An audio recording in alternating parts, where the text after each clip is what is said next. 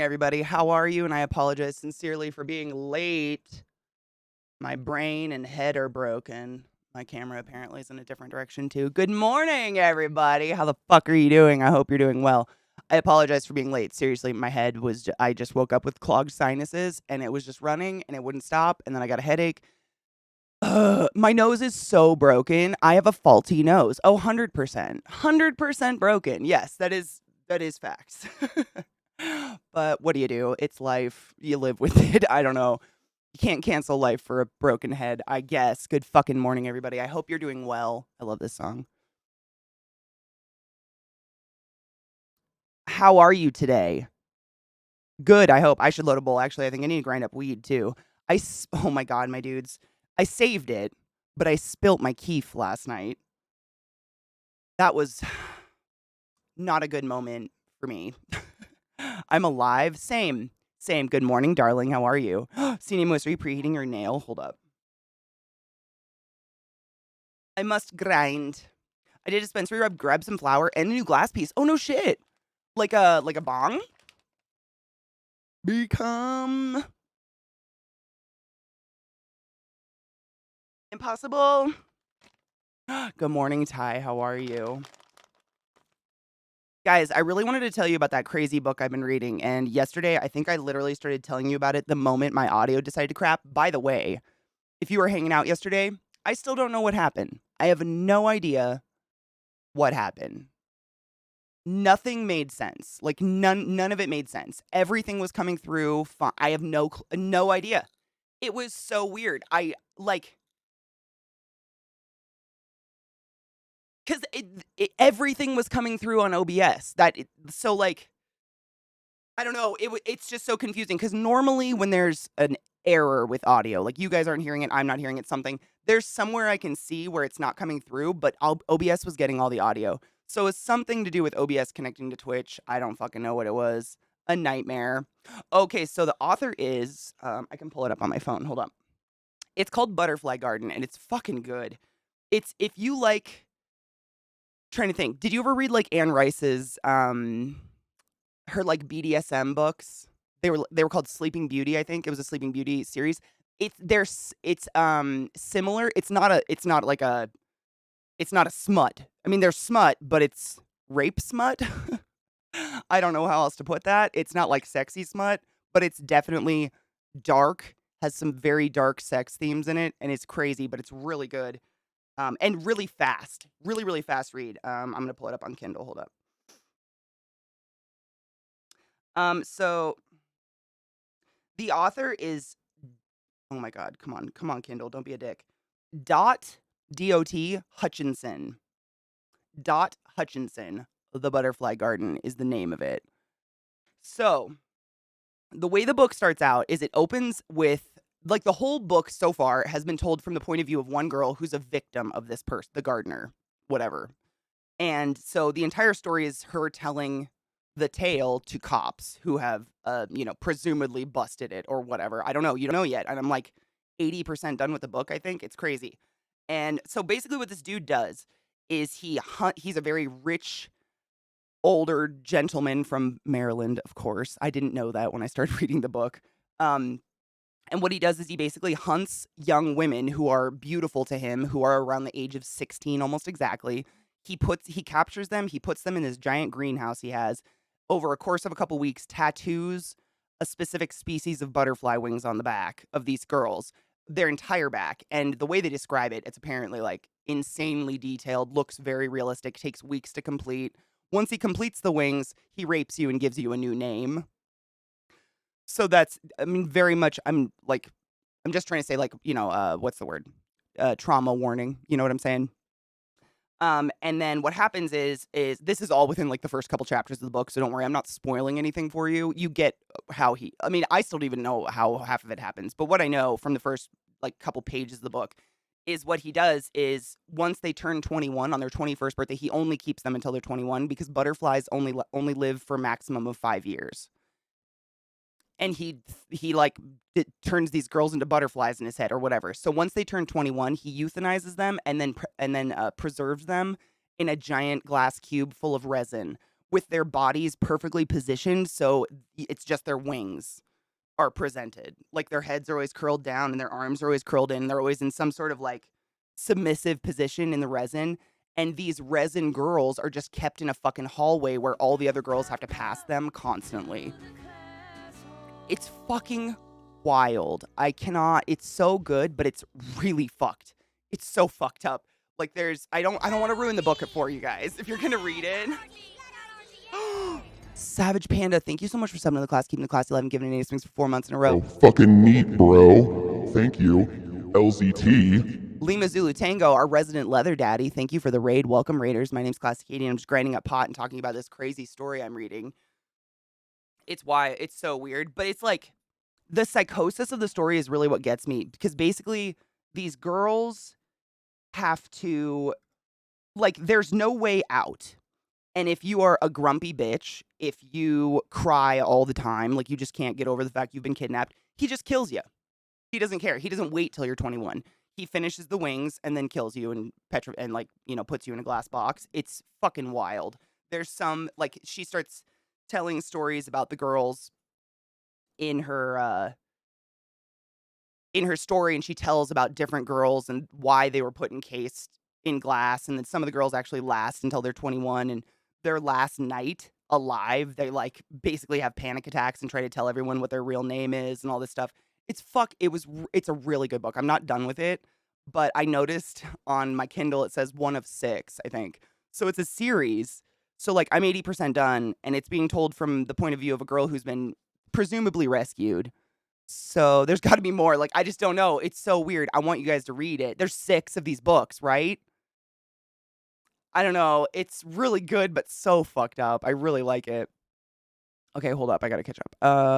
I know you're a little tight with the rules regarding the audio Twitch DMCA streaming with music stuff. FYI, you may hypothetically be able to see a certain Mr. Resner's video in the reflection of your tanks. Hypothetically. Oh my God, can you? I don't think I can get in trouble for that, but thank you.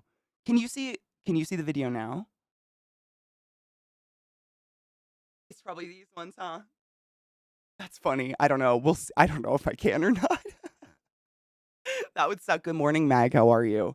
Yeah, it's really good. The main girl, her name is Maya, and she's got a fucked up story. Like, she was already a runaway. Zoe. I'm gay. Fohammer_419 tipped $5.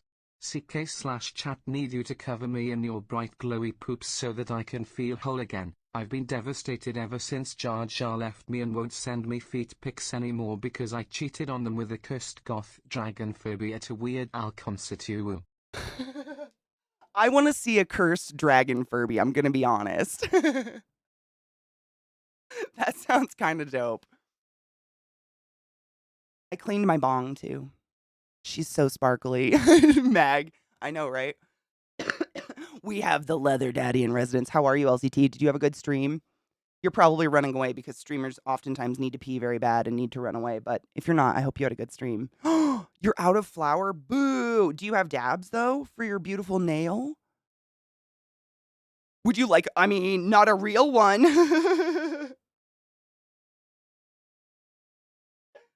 I've looked at those like giant creepy Furby body pillows and shit on Etsy, and those don't creep me out as much as a real Furby. Real Furbies scare me so much more. Ew. I got fucking resin on my finger. Gross. The stink though. Please follow my friend LZT. One of my dearest, sweetest friends, lives in Sweden, has a leather company, makes some of the most phenomenal leather work I've ever seen in my entire life. Seriously, a talented dude. Please give him a follow. Furbies were the ones not allowed in federal buildings. Were they not allowed in federal buildings? I don't know. Were they not? My sister, we didn't have one. My sister got a Furby, my little sister, when we were almost all the kids were moved out, and she got one, and it was a Gizmo Furby. So like Gizmo from Gremlins. It was a Gizmo Furby, and it sounded like Gizmo. It would be like do all those little gargly sounds, but you could put it in a fucking closet, and it would, exactly, they listen. It would hear us like talking at the dinner table, and it would start talking. in a closet somewhere in the house. You just hear like, it was the devil. So we ripped the batteries out and never fixed it. And my sister just never understood why it never worked again. But never the fuck again. I had a great stream. Was a nice start early, and I played Ixion. Is it Ixion? Which is the new colony management in the style of Frostpunk. Oh, fuck yes. Hell yeah. I had a burp. Maybe. Nope. Possibly. There it is. That was pathetic. Ignore that. Thank you for the follow. Welcome to my channel. Welcome to my stream. My name's ClassyKatie. It's fucktabulous to meet you. Take my breath away with your show my fucked up family today. Welcome to the classiest place on earth. I invite you, brother, to take your pants off, place your hand upon your genitals, and enjoy your time here. I don't stream my pants on them before I invite you to the same brace of goddamn nudity, mother fluffer. Still fucking got it! Did the Pentagon really ban Furbies? No shit. Apparently, no one bothered to tell the U.S. intelligence community. In 1999, Furbies were officially banned by the NSA, the Norfolk Naval Shipyard, and the Pentagon. Administrators allegedly worried that an employee might bring one into work wherein it could eavesdrop on a top-secret conversation and start talking classified. Shut up. No, Furbies shouldn't be real. Oh, go do your errands and be safe. Don't let strangers cough on you and all the things. We'll just be chilling. I wanted to do SFX today, but I'm scared to stick shit on my face because my head's being such a bitch. Shall we cheers? Furbies, the real national security threat. Oh my god. Do you think Trump has a room of Furbies? Just a room of them? Like a room lined in Furbies that just repeat everything he says back to him? And that's why he repeats himself all the time? Do you think he learned how to talk from Furbies? Is Trump a Furby?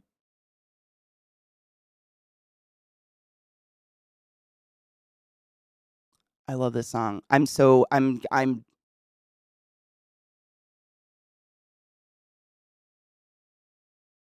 Furby with no skin. Fuck off. How does Zoe not know about that yet?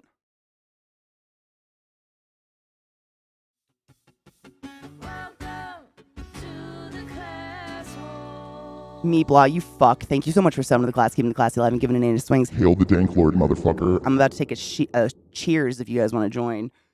Can you imagine he read all the classified docs to them? I can't imagine Trump reading. Can you? Can you help me, Sally? Don't insult Furbies like that. I know, right? It's kind of mean.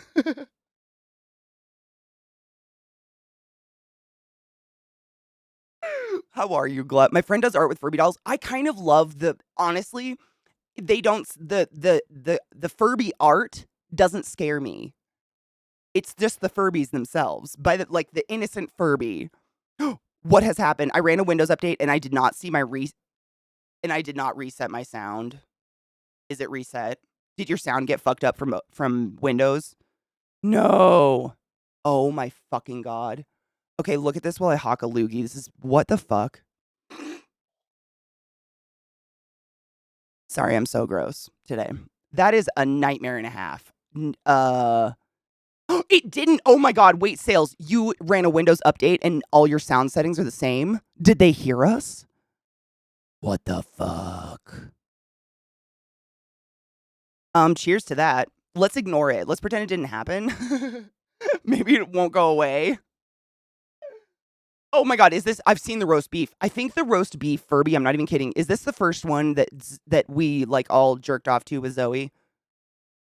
I think. Trump. Oh my god, is it Trump reading? Stop it. Is it Trump reading?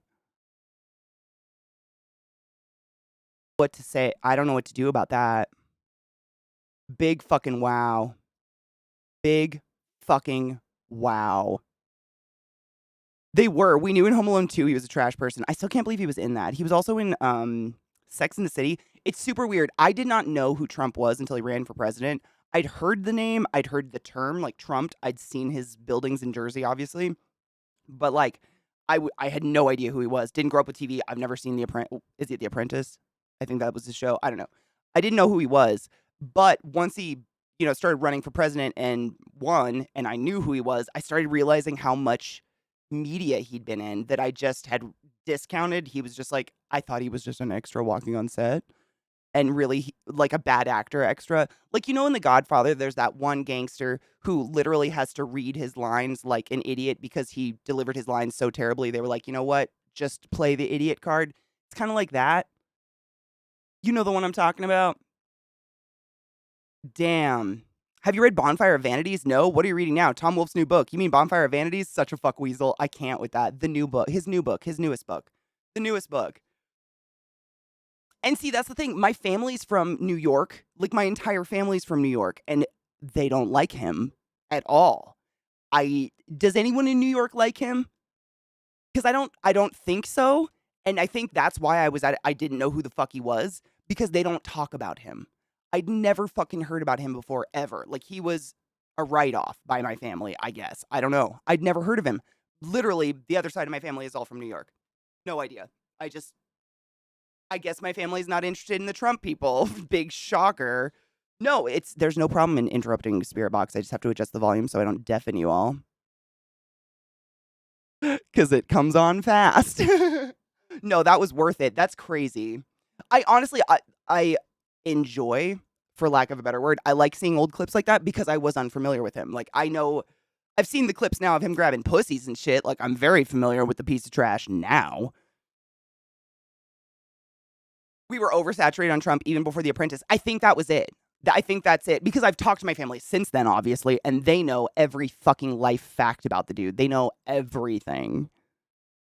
But before then, I think that was it. They were just saturated and didn't fucking want to hear his name anymore. Like, I literally had driven past a hotel of his, and I think that was it. But I thought Trump was like, I trumped you. Like, I didn't even realize I'm an ignorant person. Hello, Viking Coder, my love. How are you? Hello, Rat Wizard. How are you? Yeah, he's always been trash. I don't think that, I feel bad for his family sometimes.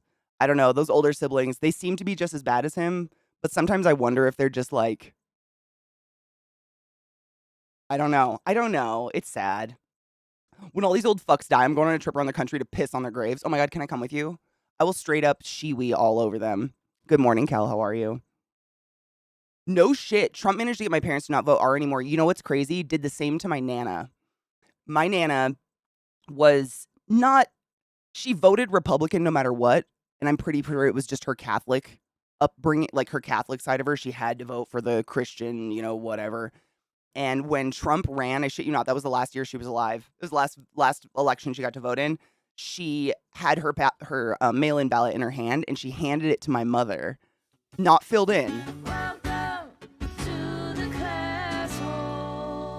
Zephyrus, one, you silly fuck. Thank you so much for gifting a sub to Boyfruit, one of my favorite people in the whole world. Boyfruit, use the butt wizard of the highest order, go forth and be consensual in every way, because nothing is sexier. Thank you, Zephyrus. She had her ballot in her hand, and she literally just handed it to my mom with her eyes closed and said, I can't fill this out. Because she couldn't vote for Trump, but she couldn't vote for a Democrat. Like, and my mom is one of those people, she fucking, like, worshipped, or not my mom, my Nana worshipped Sarah Palin. Just because she was pretty. My Nana was very, very old-fashioned that way. Like, oh, she's pretty, she must be put together. To each their own. But that was wild to watch. That's what it took. Crazy. David, Barilla, how are you? Are you guys talking about the 50s TV? Yes. Yes. The one where it's Trump. He's like, he lies about reading a book. Oh my God, Hades 2. I'm so fucking excited. I played Hades last night after stream. After I couldn't get my audio to work, I played Hades. My own playthrough, not the stream one, don't worry.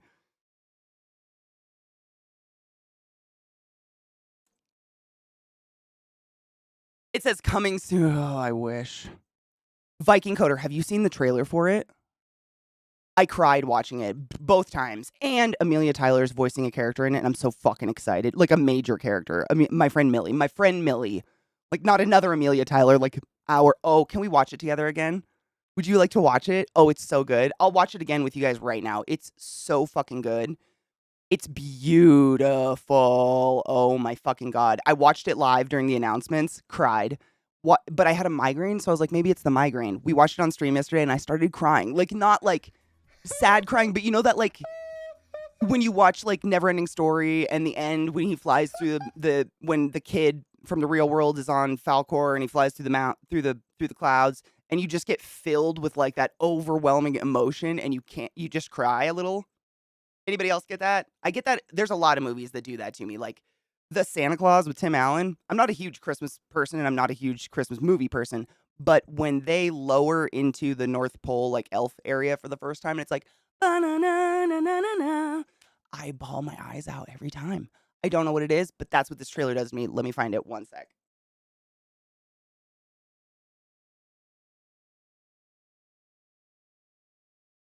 Uh,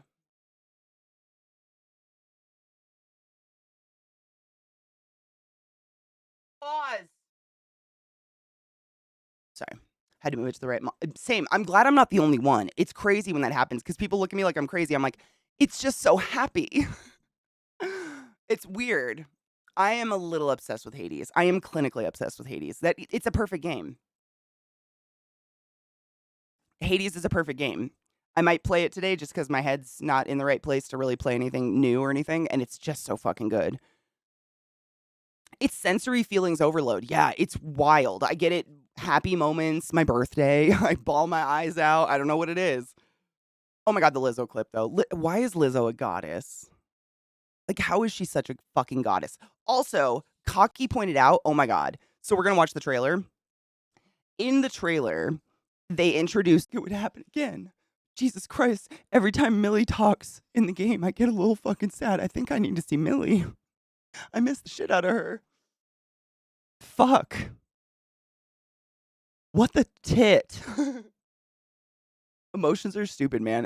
Can you, like, show a crying bitch crying over a video game to someone who doesn't get video games and they'd probably lock me up.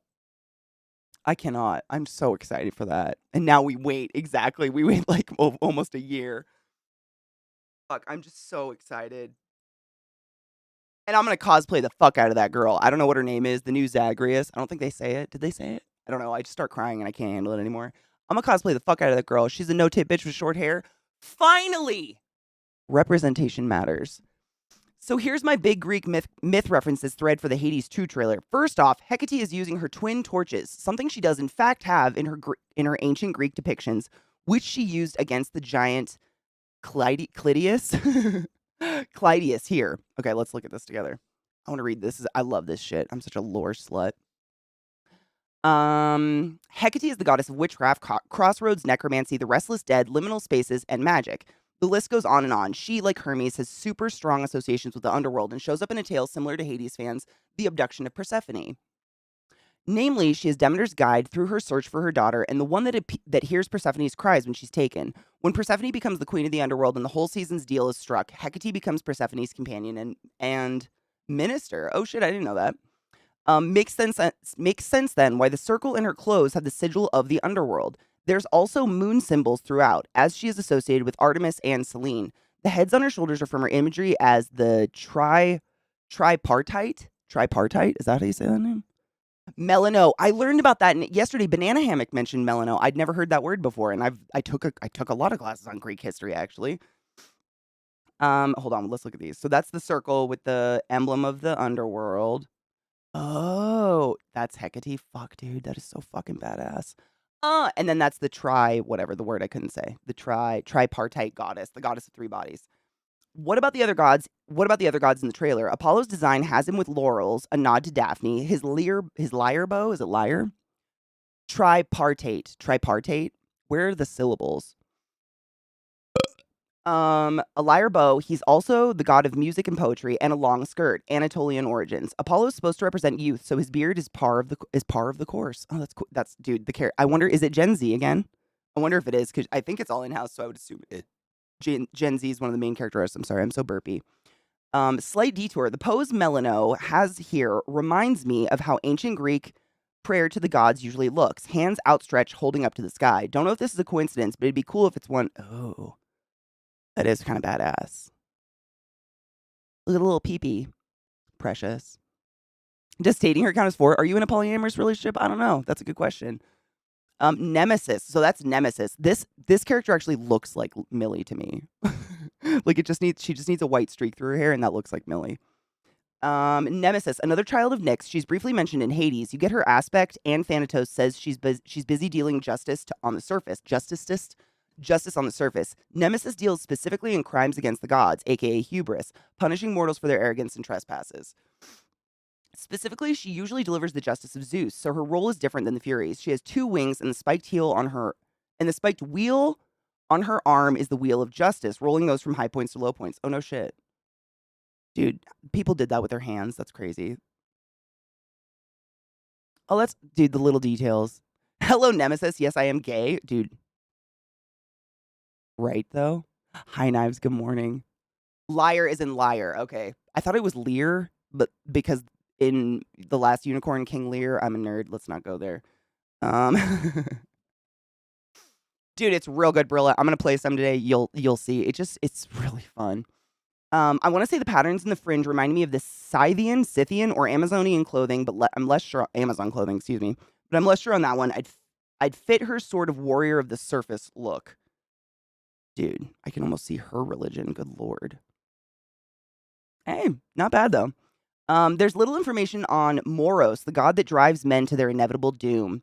He's listed in the theogony as the child of Nyx, and Prometheus replaces him with Elpis, false hope. Elpis? Elpis. I don't know. Elpis. So humankind can live on, the Pandora myth. Pandora is next. We knew it. Cocky called it. His tattoos are also very Scythian. I don't fucking know. That's a cool character, though. He reminds me of Zag's brother in the game we're playing right now. Little Pandora's Precious. I wonder if that's going to be our new Dusa. Which ties neatly into the appearance of Dora, Pandora, if you will, here. I guess since she opened the Pythos, not a box but a jar, and all the world's evils got out, she's been chilling here afterwards. We'll see. And last but certainly not least, time to talk about Melano. Am I saying it right? I thought Mel was the root word for honey in Greek. Does her name mean honey? I don't know. Anyways, but last but certainly not least, time to talk about Melano. There's not too much. Like Zagreus, she's barely a character in myth and only appears in the Olympic hymns. Like how Zag was the first form of Dionysus, Melano might be another version of Hecate. Interesting.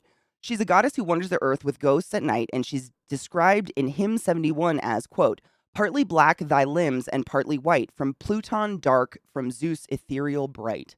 A dual chthonic and Olympic nature. We can see she's asymmetrical in her arms here. Interesting. I wonder what the fuck that's going to be. She's a child of Persephone and Hades, and I think the sickle here might actually be a callback to Kronos' sickle of Adamant. So yesterday we were reading about Melano, and what we read was it's not really confirmed who her father is, but I guess sure. I'm not sure what the dagger is referring to, though. Just might be a fun other weapon for dual wielding. Dual sickles? That'd be sick. Finally, the OG bad dad. Not Hades, but Kronos. You know what's funny? I'm pretty sure Aphrodite was born of the ball foam. So someone cuts off Kronos' balls and throws them into the sea. Correct me if I'm wrong, if it's Kronos or not. And the blood that drips from his nutsack foams in the ocean, and that's where Aphrodite's born from. Crazy. He's the Titan of Time who overthrew his tyrant father, Ouranos, and became the king of the heavens for a short while. Because of the prophecy that foretold him being overthrown by his own children, Kronos became paranoid. And, dude, I love the character art for Kronos, honestly. And that's how sea sponges are born.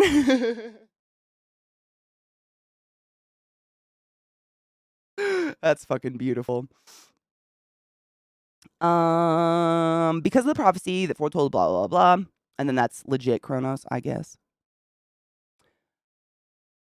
Kronos became paranoid and ate his kids. This went on until Rhea, his wife, was so grief-stricken that she hid baby Zeus and gave him to Ophthalos rock, the navel of Gaia, to swallow instead. Okay, is this like a swallow or spit story? Is this like why we should always spit? I don't know. I know what's going on. Swallow, my opinion. Easy cleanup. Zeus gave him to blah, blah, blah, blah. Then when Zeus grew up, he freed his swallowed siblings, the Cyclops and Hecatoncheires, and they all went to war against the Titans. The Titanomachy ended with the Olympians driving the Titans beneath Tartarus, imprisoning them for all eternity, making the Olympians the rulers of the cosmos, splitting the realms and leading to Hades getting the underworld. So I was pretty familiar with most of that. Spitters or quitters, word. Protein's important. For Hades' imprisonment, the shackles are likely similar to the inescapable shackles of death that Sisyphus once trickled Thanatos with. So we're freeing our dad this time? And that's all my insights. Thanks so much for reading, blah, blah, blah, blah. Interesting. That's fucking dope. What a cool person to put all that together for us. That's really awesome. I love that. Anubis, how the fuck are you? Thank you so much for summoning the class, keeping the classy alive, and giving it native swings for 21 fucking months in a row. That's a really long time, and I appreciate you. 21 months of a sub on a wall, 21 months of a sub. Feeling loose, pretend to be Zeus, and getting jiggy with sex as a moose. It's true. Or a swan, or a cow. Sometimes another person. Oh my God, Millie. Can I just say that... Is it depression? Is it anxiety? Do I have ADHD? Am I just lazy? Am I burned out? What the fuck is wrong with me? I screamed, just belted so many times yesterday, and I have cried watching the trailer. Every time I hear your voice, I just start to cry. I think I need to see you. I think my body is upset about this. But also, I screamed so much yesterday, I made myself kind of sick and my voice is dead. I am so fucking excitedly happy for you. Not a more golden human in the world is more worthy. I don't know how to say that. I'm so just...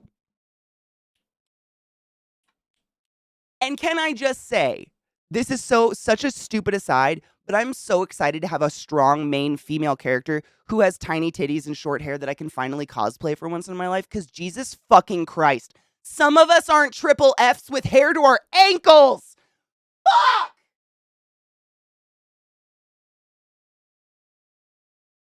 I love you, Millie. I'm so excited for this game.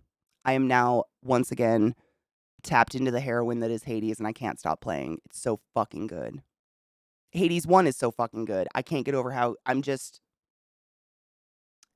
How do you improve upon perfect? I don't know. You put Amelia Tyler in it. Oh, snap! And that's what the fuck is up. I'm serious. We just watched it and I cried again. I can't stop. I'm so excited for you, but I feel like I'm just going to cry every time I hear your voice because I miss the living fuck out of you. Oh, and thank you. Glut posted that tweet breaking down the characters, which is super fucking cool if anybody wants to read about it.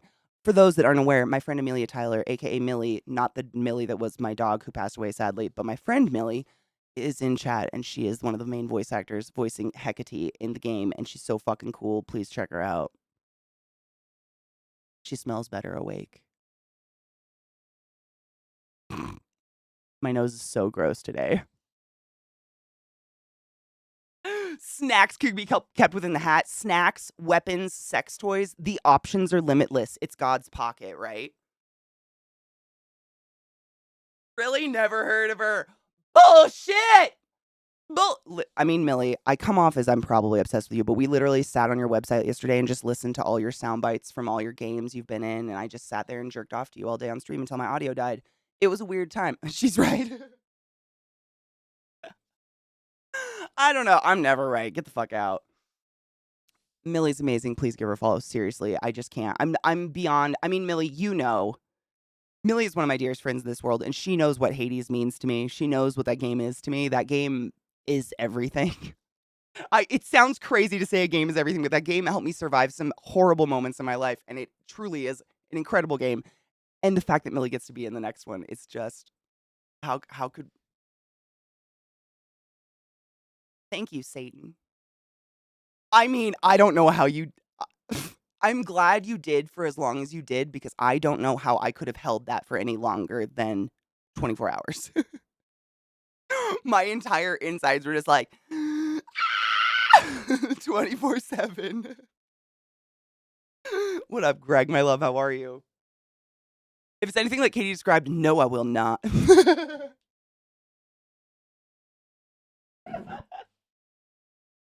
Careful, honey. Not everyone's ass is inedible. I'm seriously, I can't even. And what's crazy is, Millie, I talk about you all the time, just in terms of like people have mentioned voice acting and like how much of a career they want to get into. And I'm like, oh my God, my friend Millie, like she's told me all about what a horrible thing it is. And it's so hard to get anywhere with it. And fuck, dude, just goes to show what hard work and dedication does. And you fucking deserve it. And cheers to you. I love you, boo.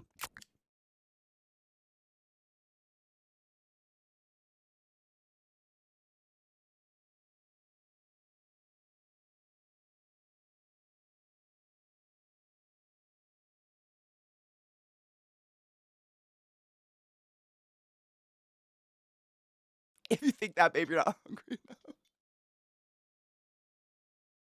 Fucking touche. Touche, you got me there. Fucking pinned on that one. I got nothing.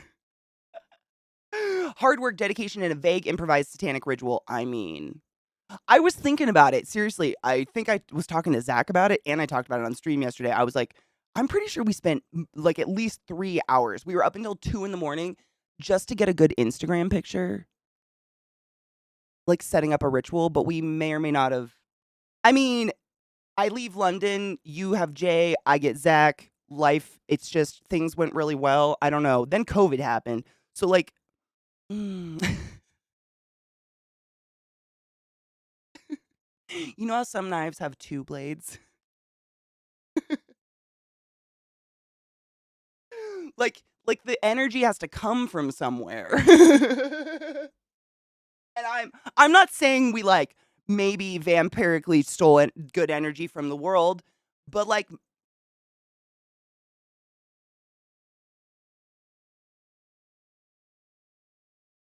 Allow yourself to be penetrated. Be penetrated by everything and which is everyone that bewitching. is good in this life. Sorry, I guess. I'm sorry that there are a couple people that didn't die of COVID. I'm sorry about that. I'm sorry, guys. Sorry. My aim wasn't true.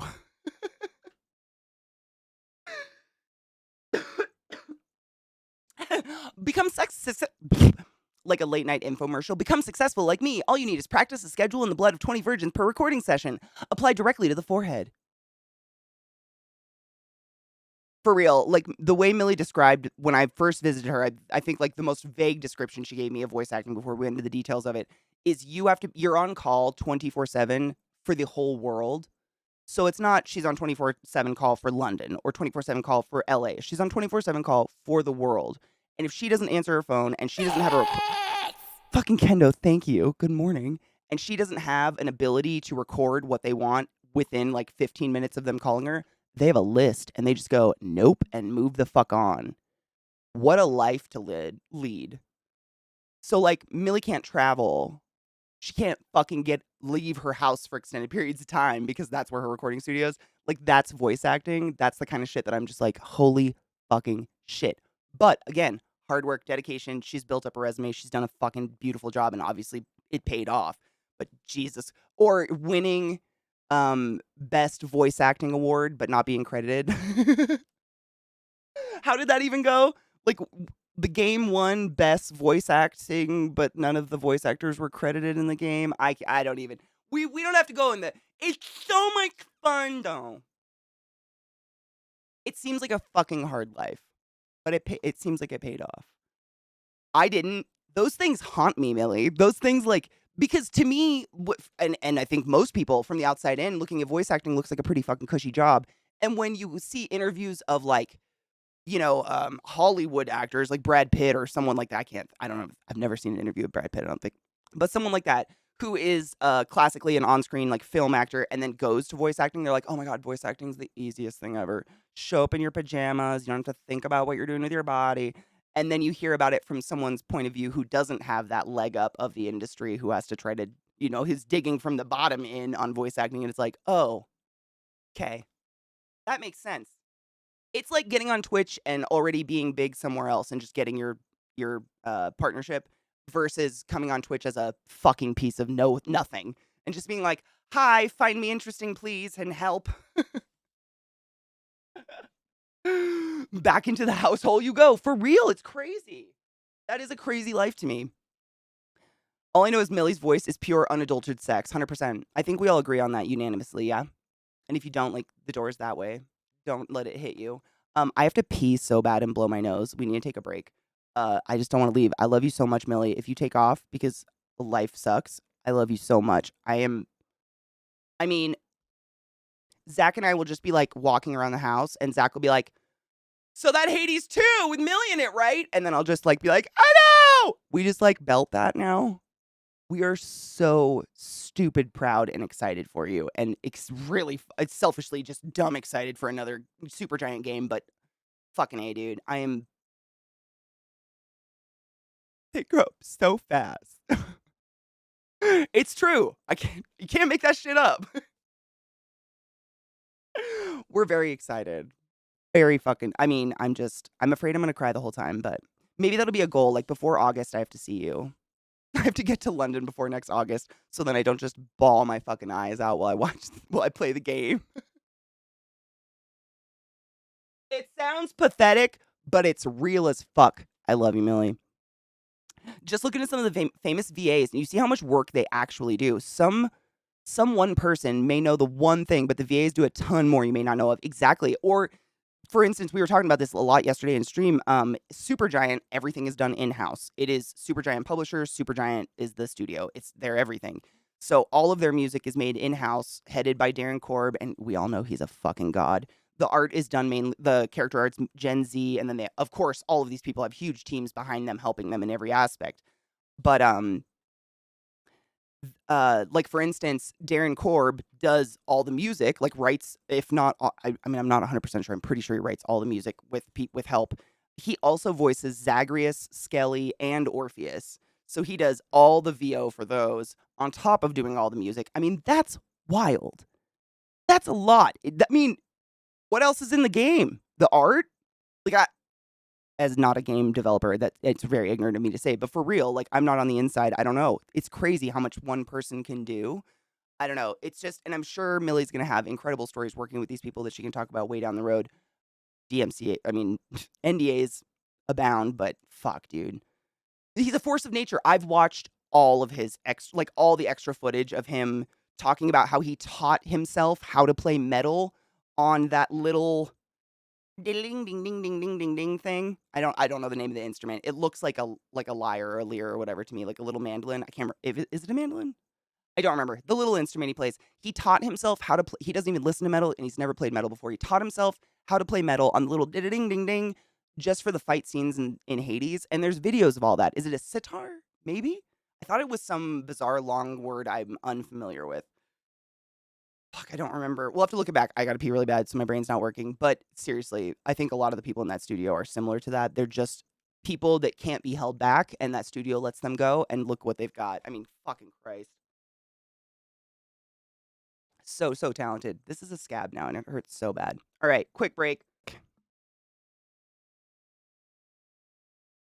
In your ear, I wanna fucking tear you apart. It's a good one. Same. Oh my god, not even kidding you, Amelia. Have you watched that season of Hotel? It's really good, actually. I don't know what it is. Hotel or not Hotel.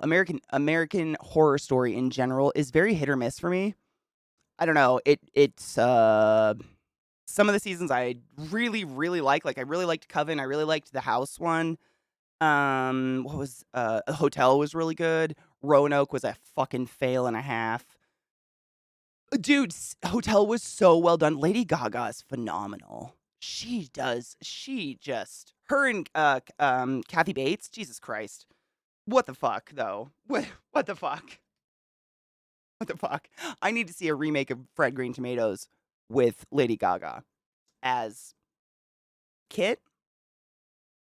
Is that her name? I haven't seen it in a bit. It's so good. I was literally, I think we heard this song a couple days ago. And I was saying the scene of this song is like grotesquely sexy. It's very weird. Isn't that GIF just, it makes me laugh too. I'm glad it brings everyone a good giggle. It would be amazing to see Case screaming over Zeke on Drop Frames when the announcement of Hades 2 was released. Dude, I know. If I literally had a migraine, I'm not even kidding you. That day we like fucked around with headphones all day, and which is fine. I mean, I still have them here, worth it. But immediately after stream, I got hella nauseous and I got a really fucking bad migraine. So I had the awards on my computer, and I was like on my couch over here with a towel over my head and like a heating thing, just laying there like shivering when they announced it, and I just cried. And I wasn't sure if it was because I heard Millie's voice or the game or the migraine. It's the game and Millie's voice because I don't have a migraine anymore. It still makes me cry like a bitch. So I'm a little girl and I fucking love Hades and Millie. But yeah, Hotel's really good. If you've seen some American Horror Story and you're like, well, I stopped watching after this season because it wasn't great. Try some other seasons. I dibble and dab in the seasons at this point because sometimes they just suck. Like the circus one to me even though it was supposed to be a scary clown, the clown's not scary in any way, shape, or form, and I didn't like the season. I just thought it was boring. Same with I think it's called Asylum, and this has been out for a bit, so I guess spoilers, years. I mean, come on. But Asylum, like, it starts with, like, crazy asylum shit, and I'm very into that, and there's, like, some sort of experimentation and a Nazi doctor, and then it's, like, aliens. They lost me. Totally fucking lost me there. Roanoke was mad about 2/3 in, and then I started enjoying it. That's the problem. And Millie, I shit you not, I've never tried to watch a show so hard. Never. I usually give up way before this. I restarted that show and got through like the first 3 episodes like 3 times before I was able to push through and watch the whole thing because I would just get so fucking bored. And I hate myself for it because the beginning is the worst. Gaga's is amazing in that season, and the guy who plays James Patrick March, oh, I know. Oh, yep. I was watching drop frames when the trailer dropped where, oh my god, I died. Zach is equally as excited. He just doesn't cry like a bitch like I do. Oh, dude, Knives, have you not played Supergiant games? Like any of them? They're phenomenal, and I don't say that lightly. I played Bastion. I think I hadn't even beat Bastion yet. I got partially through Bastion, and I bought the entire discography. Like, I went on their thing and bought, like, the bundle deal of all their games. I was like, if their games are anything like Bastion, holy shit. And it was just, like, the soundtrack that really got me on Bastion. I was like, I've never played a game like this where I want the music. Like, I want it. I want to keep it.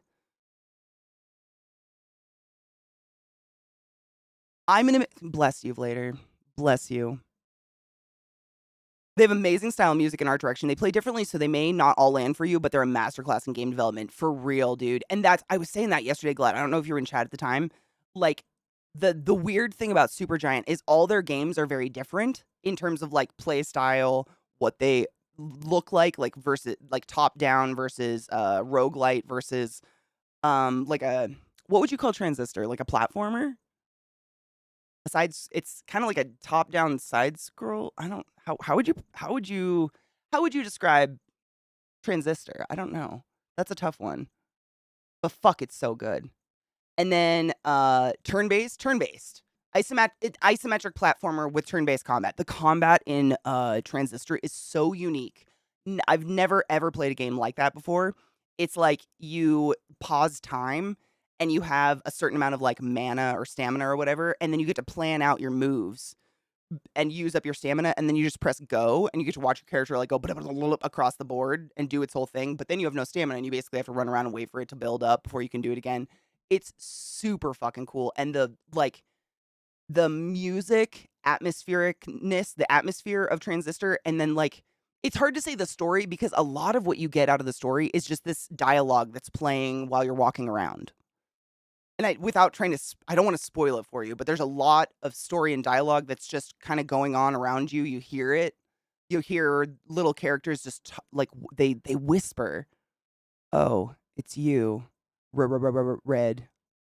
That's all you'll hear, and you have to like go in that direction to find whatever's saying that, and it sounds kind of like a broken robot or something. Dude, Red's singing voice. Oh my god. The amount of times I just stood in that hall where you can like make her sing. So fucking I just can't. It's so good. Transistor, they're all my favorite. I can't say I have a favorite. Supergiant, they're fucking good. I have the most hours in easily Transistor and Hades. Hades hard way more.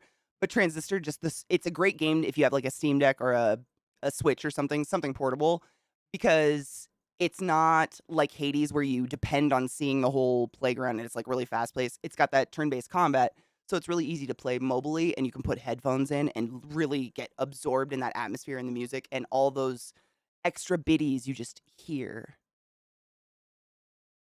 Oh, fuck, I can't. It's a beautiful story. The story makes me cry. It's a love story and I'm a sap. They're really good. I know Hades is half off right now. So if anybody hasn't played Hades, Hades is half off, $12, I think. And I have over 700 hours in it. I think that's easily worth $12. Some people spend $12 on a latte every day. Like, come on. Bastion's ending made me fucking bawl my eyes out. They've all made me cry. All the games. I haven't played Pyre yet. However, I will be looking at when we can. I want to start that. I want to finish Stray first. Today I'm just gonna play some Hades because my head's stupid. Sinuses are crap. But I hadn't played Pyre. I own it, but I'd been saving it, and every once in a while people will be like, "Please play Pyre. I know you own it. You haven't played it yet." I've been saving it literally like dessert at the end of a meal. I didn't want to play it until I knew there was another game coming out. It's sick. I'm sick. But now we know. We're good. There's another game coming out. Pyre's on the list. Welcome to the class hole. Kendo, you fuck. Thank you so much for generously gifting 10 subs in the chat. We don't deserve you. You fucking kind fuck. Bearclaw, Music Man, Daniel Lannister, Netter, Razzie, Trophium, Huggus Hunter, Media Brat, King BX, and Psychogenesis. You're all about wizards of the highest order. Go forth and be consensual in every way because nothing in this world is sexier than pure sober consent. Thank you, Kendo. And if you're here, say thank you. It's nice. Pyre, see, and Pyre, like, Glut has kind of described Pyre to me, but Pyre's another game. The gameplay is completely different. It's more like I guess like a sport game or something. I don't fucking know, but I'm going to play the fuck out of it. I'm very excited. Pyre has the best art design of all the Supergiant games so far for me. It's purely based on the art I like, but it was stunning. I've watched trailers of it and like looked at it, and it looks, all of them are beautiful though. There's not a Supergiant game that's not stunning. I don't know. I wouldn't expect anything less, you know? It's a combination of hockey, basketball. I'm very excited for that. Glut described Pyre in 10 words. Wait, where? Did I miss it? Did I miss it?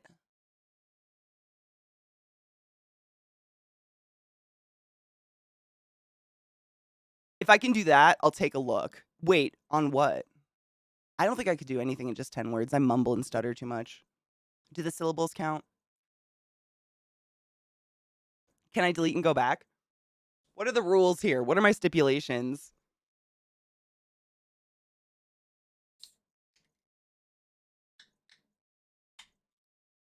I can't, I'm just seriously, I can't pick a favorite.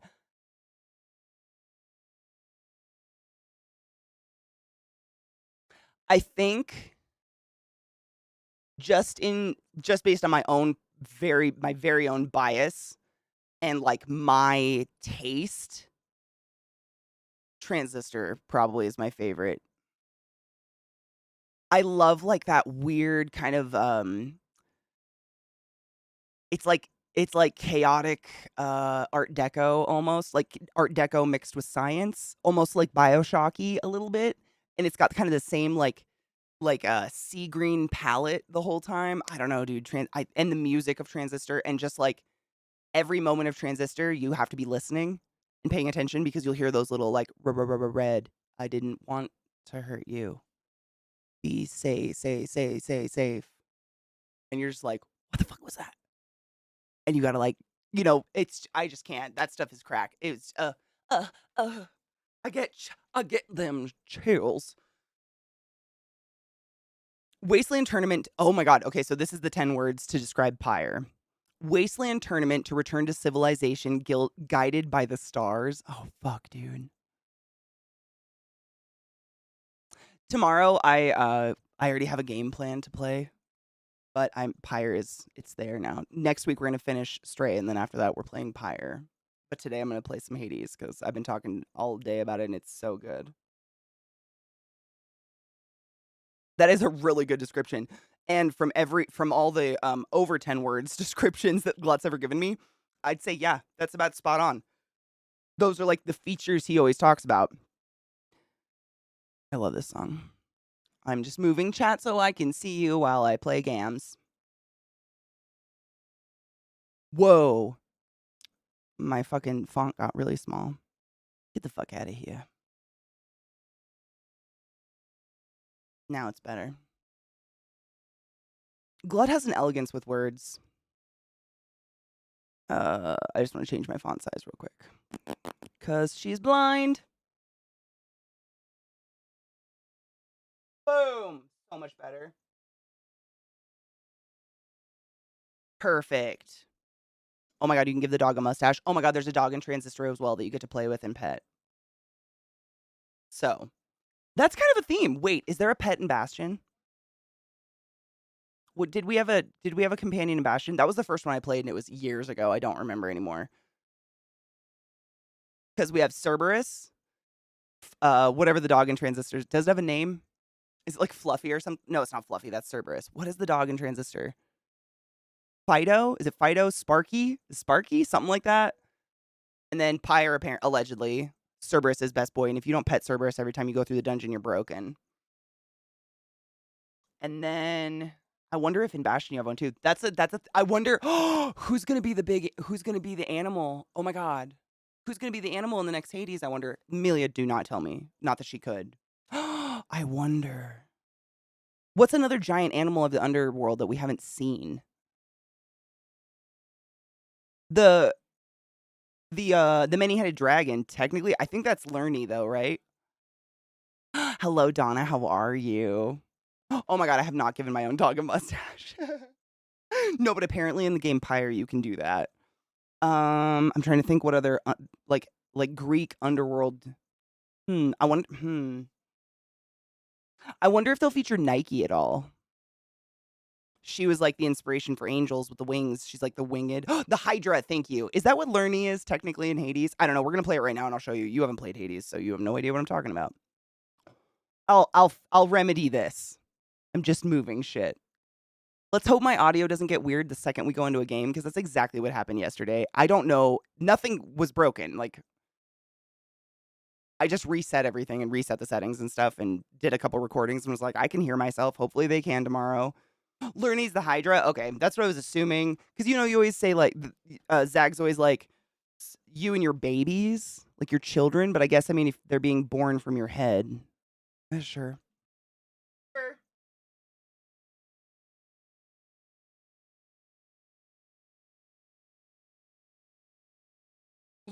Lenny, but close. Similarly volatile and violent. I'm into it. I'm nervous. I don't want my OBS. This is I mean, you guys heard some of the game yesterday, right? It wasn't like I went to the game and it muted. Cross your dicks.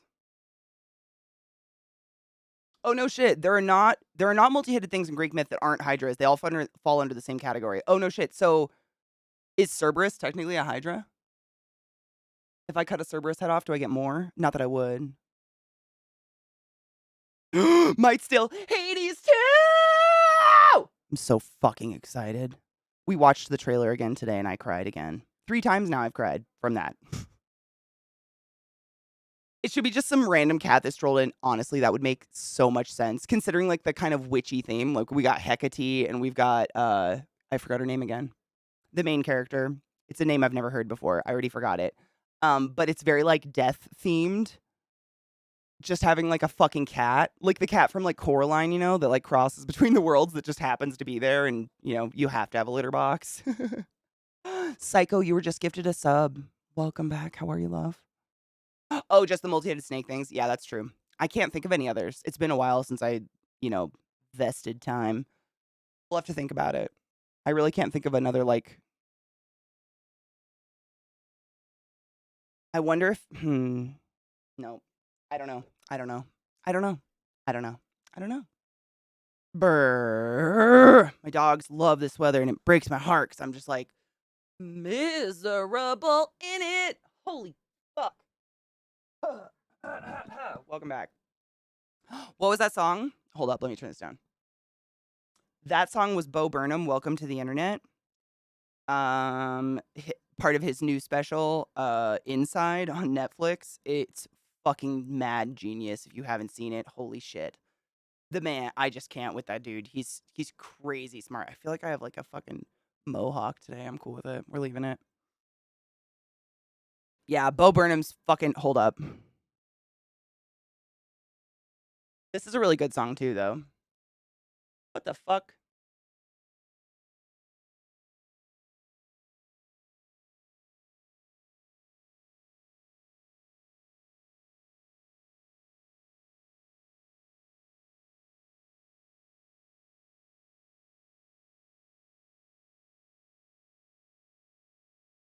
Just moving my screens back around. Sorry.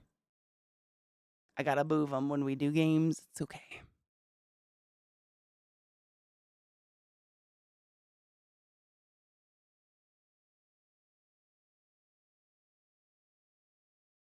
Uh,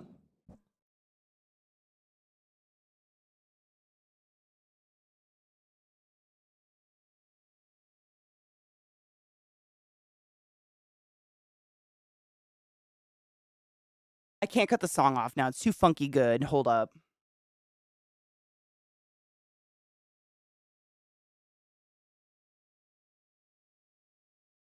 They are. I have lots of spiders.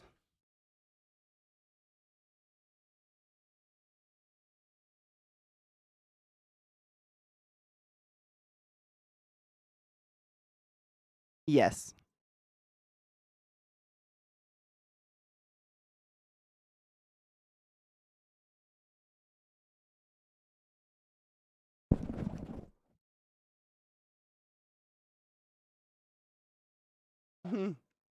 Only tease. That'd get the wrong attention. Hello, Rob. How are you? I have about 50 arachnids ish. Spiders, tarantulas, and a scorpion included. And frogs and geckos and snakes. I live in like a bog witch house, basically.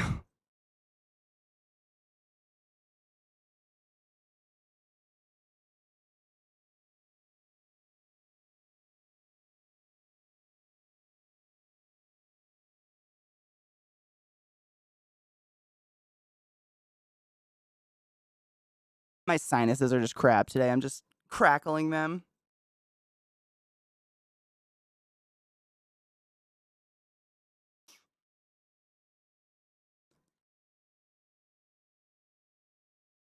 What up, Cheesy? Oh, dude, you anxious? Oh, man, I feel that. There's a lot of my family I haven't seen in like 10 years plus.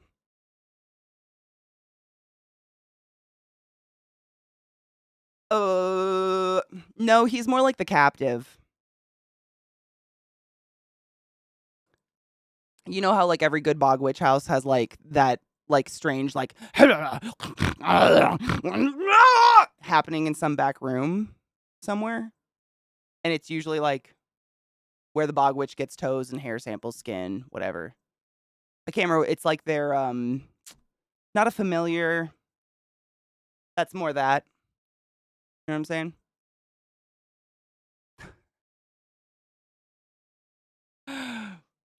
I don't have any crabs. No, I actually giggity. I haven't had crabs, like crabs, but I don't have crabs as in the pets. They're so cool though, like vampire crabs and shit. I tend to stay away from aquatic animals. They're just a lot of work and I travel. I like to travel a lot and tarantulas are so easy to leave because they don't want me. They don't want anything to do with people. So I can just fucking leave. It's great. You never miss 420. Is it almost 426? Cheers. Cheers. Like a dungeon slave, like the kids in Hocus Pocus. Literally, not even kidding you. Like the kids hanging in the cages in Hocus Pocus, and they're just like left there. Yeah, yes, that exactly. That was literally what I had in mind. I just couldn't think. I thought there was like a fucking word for it. I don't know. My clip's is coming out. Hold on. Do you like my little vase? Thank you. Sometimes I light it on fire. Mom said it's okay, but she likes when I'm sleepy.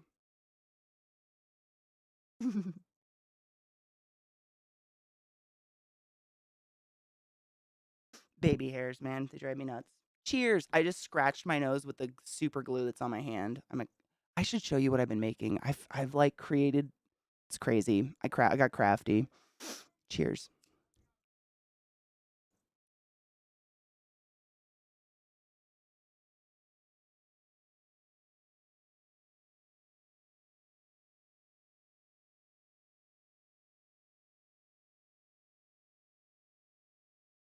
You can put it down 0-1 to France in the footy. Oh shit.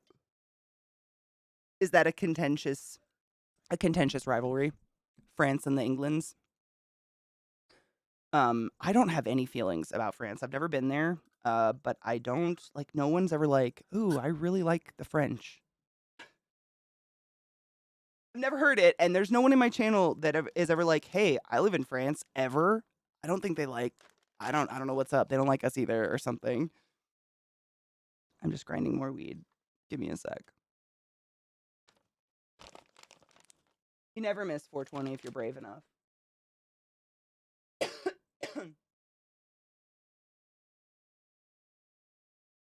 I was gonna put on a different Bo Burnham song. It's one of my favorites.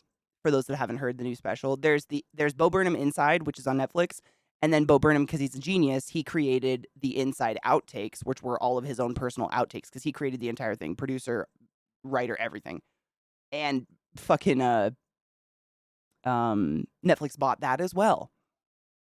This is from the Inside outtakes, but it's like a mix of two songs, and it's just so fucking good. Just enjoy while I grind weed.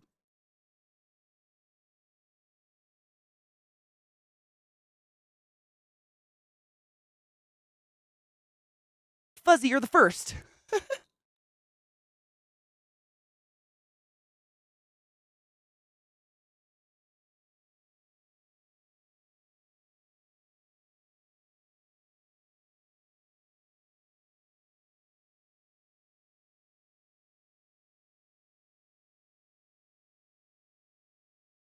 Oh, I love that song. That and the spider one.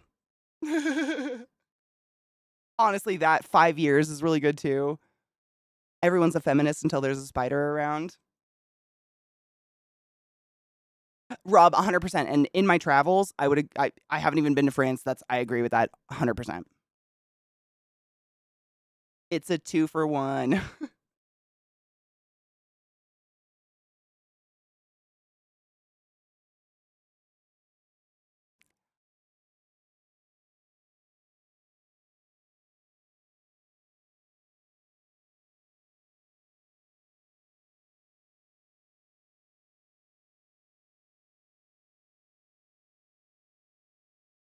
And want to feel good. Oh my god.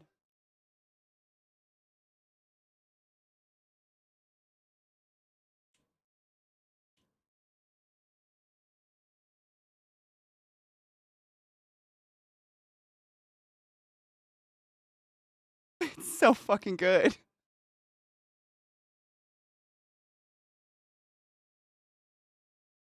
You mean the guy who's like, I have a cigarette and 3 cups of coffee instead of water. I feel anxious. The call out guy.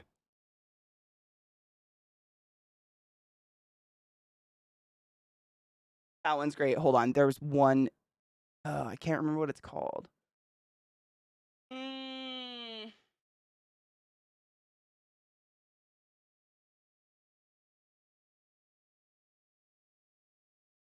This one.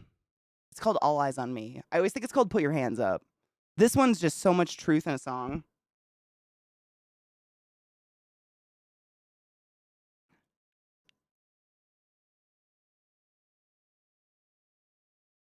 So good. I'm going to take another cheers because that one was sad.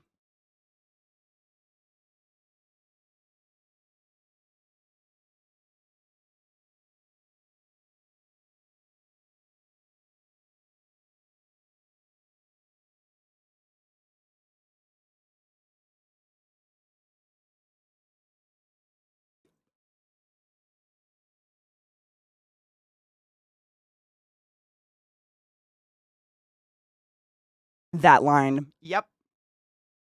I just can't.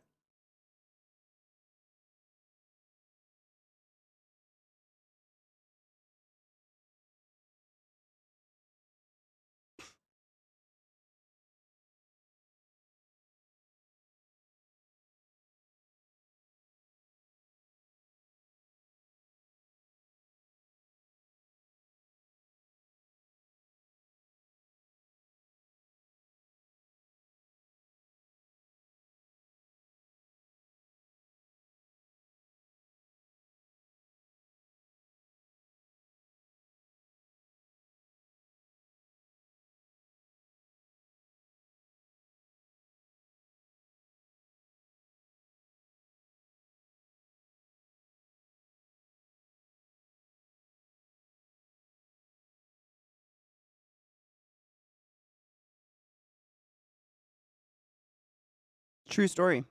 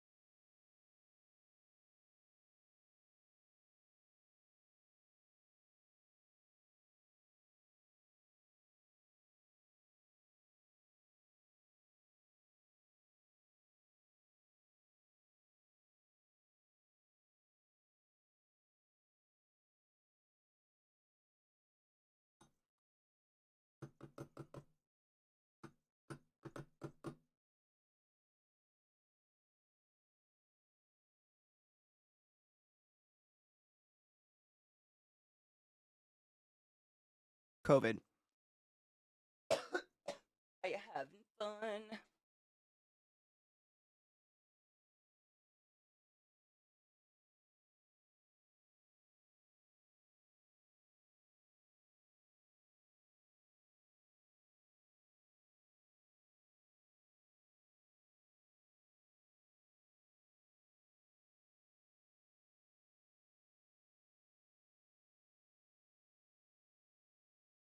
Got it good, now get inside.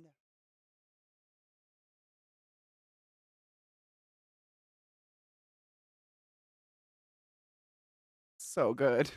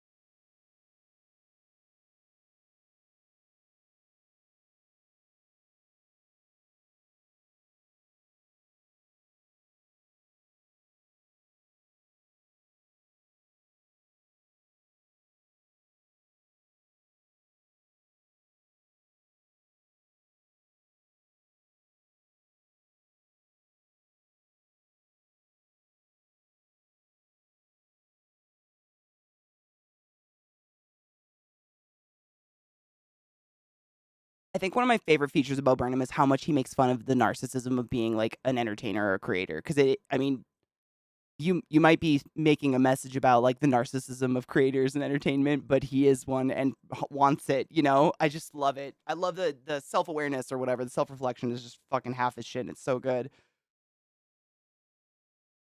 This is Bo. Is there another douchebag who sings who's a comedian? Really? I didn't know about another one.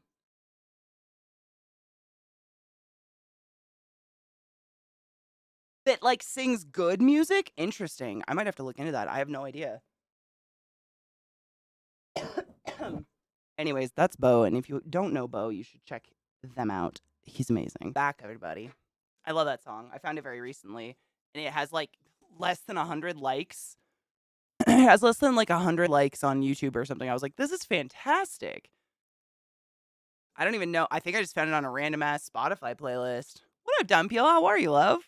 Stream over. Must be world. Dude, honestly, stream actually died yesterday at this exact time. Don't jinx it. All my audio went to shit out of fuck nowhere. I don't want to jinx it. Let's not. It's not happening.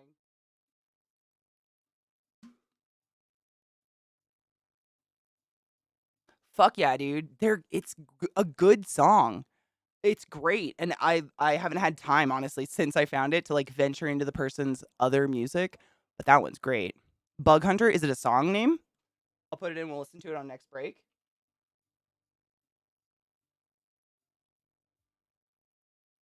It's a comic. Is it a comic? Is it a person obsessed with pine cones? Is it a comic? The band? No, hold on. I'll put it in. Bug Hunter, the band. No, but I'm always looking for. Oh, I found them. Awesome. We will listen to a song of theirs. Shut up. Is it like funny, good music? Because I am so into that. Two bed, two bath. Shut the fuck up. Hold on. I'll pull that up for our next break.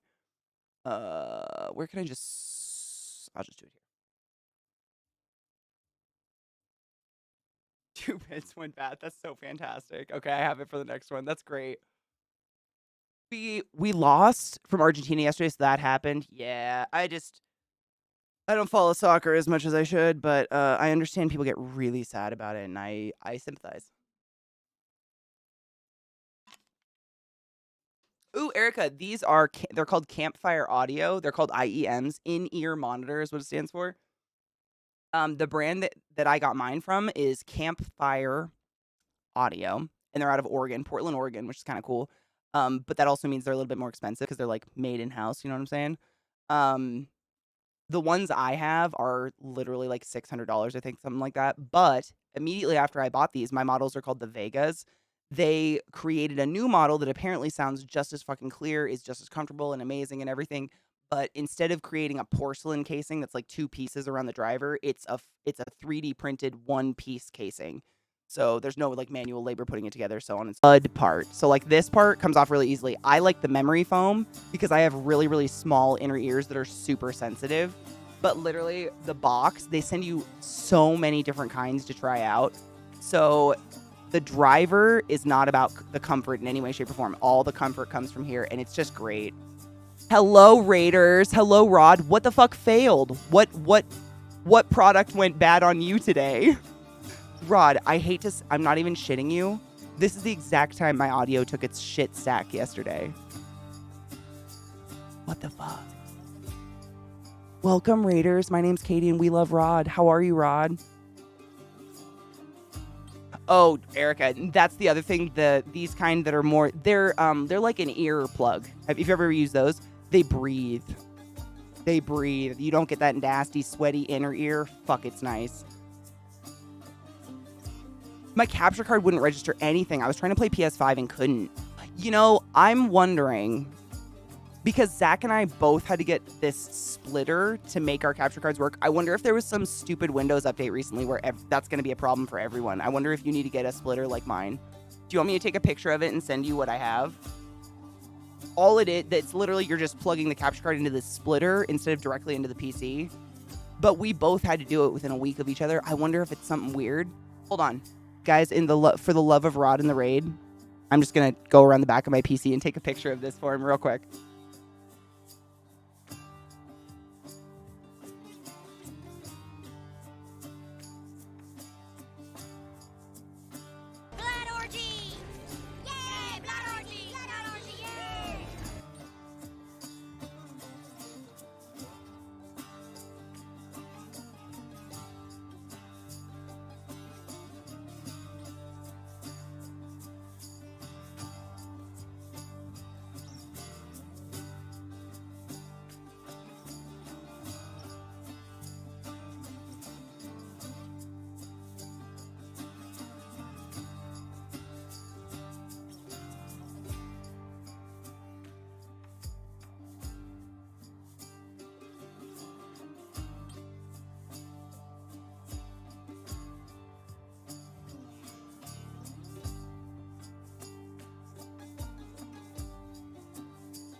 Should I just get a double raid as I stood up? I did. Khaledsa, welcome to my channel. Welcome to my stream. Thank you for the raid and welcome, raiders. I apologize. I was taking a picture for the person that just raided me of some weird hardware shit because something's going on with lots of streamers' hardware and it sucks. I'm sorry. That's my bad. Welcome to the channel. It's so weird because mine was doing the same. Like, I just couldn't get anything, and then it would fuck up my PC, obviously, and I don't want you to fuck around with shit. And you have an external. Mine's too. Mine's external too. And honestly, I prefer external. It's just easier because I've always had to fuck with capture cards. Like, every capture card I've owned, internal or external, I've had to, like, troubleshoot once in a while, and it's so much easier to troubleshoot one that's external than internal. Because internal means you got to crack the PC open every single fucking time. External, you don't have to. Hi, Vile. Yes, I'm actually sending Rod pictures of what my setup is because it's working. Like, Zach and I literally just had to do it, and I don't know.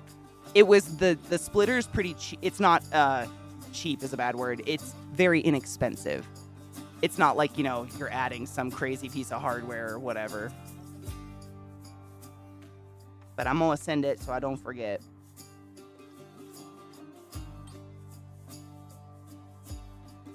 So the first picture is the splitter itself, and then the second picture is my capture card with the splitter, my little Magewell.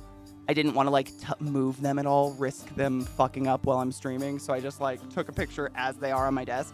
But, I mean, I can explain exactly what cords are going where, and it's been flawless since I did it. Like, no problems, no weird resolution shit. Aw, Kel, please be safe, drive safe. For everyone else in chat, tip your fucking drivers.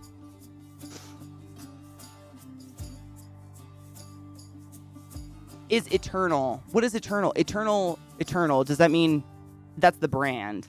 Is it inside your PC or is it outside with 2 plugs in it? Oh, it's internal. I mean, it's still the same thing. You still do the exact same thing. You know what I mean? Because if you put that capture card in your PC, it's just sitting in like a chassis, or what do you call it? It's sitting in like a saddle. It's not plugged into your motherboard or plugged into anything. It's just sitting in a saddle. So honestly, it's the same concept. It's just like when it's in your PC, it's protected or whatever. I don't know. I've had no problems with this, but it's the exact same concept. It's just instead of, plug in one end and plug in the other, it's 2 plugs coming out of the same thing. One plug, you should have one that says loop, one that says in, and then one that says HDMI. Ignore loop. Oh, it is plugged in the motherboard. Interesting. That's new. My old one wasn't, but I had an AverMedia way back in the day. It's been a very long time. I hope those make sense. And if not, seriously, after stream, I'll tell you exactly which cords are in what. You know what I mean? Speaking of tipping drivers, Amazon will tip your delivery driver $5 if you tell Alexa to thank your driver and cost you nothing to use it, you lazy mofos. Oh, that's amazing. It's almost like using a Prime sub on Twitch. That's pretty cool. You know what's crazy, Brew? So Kel's been doing delivery for ages now, and he teaches us the darkness of it.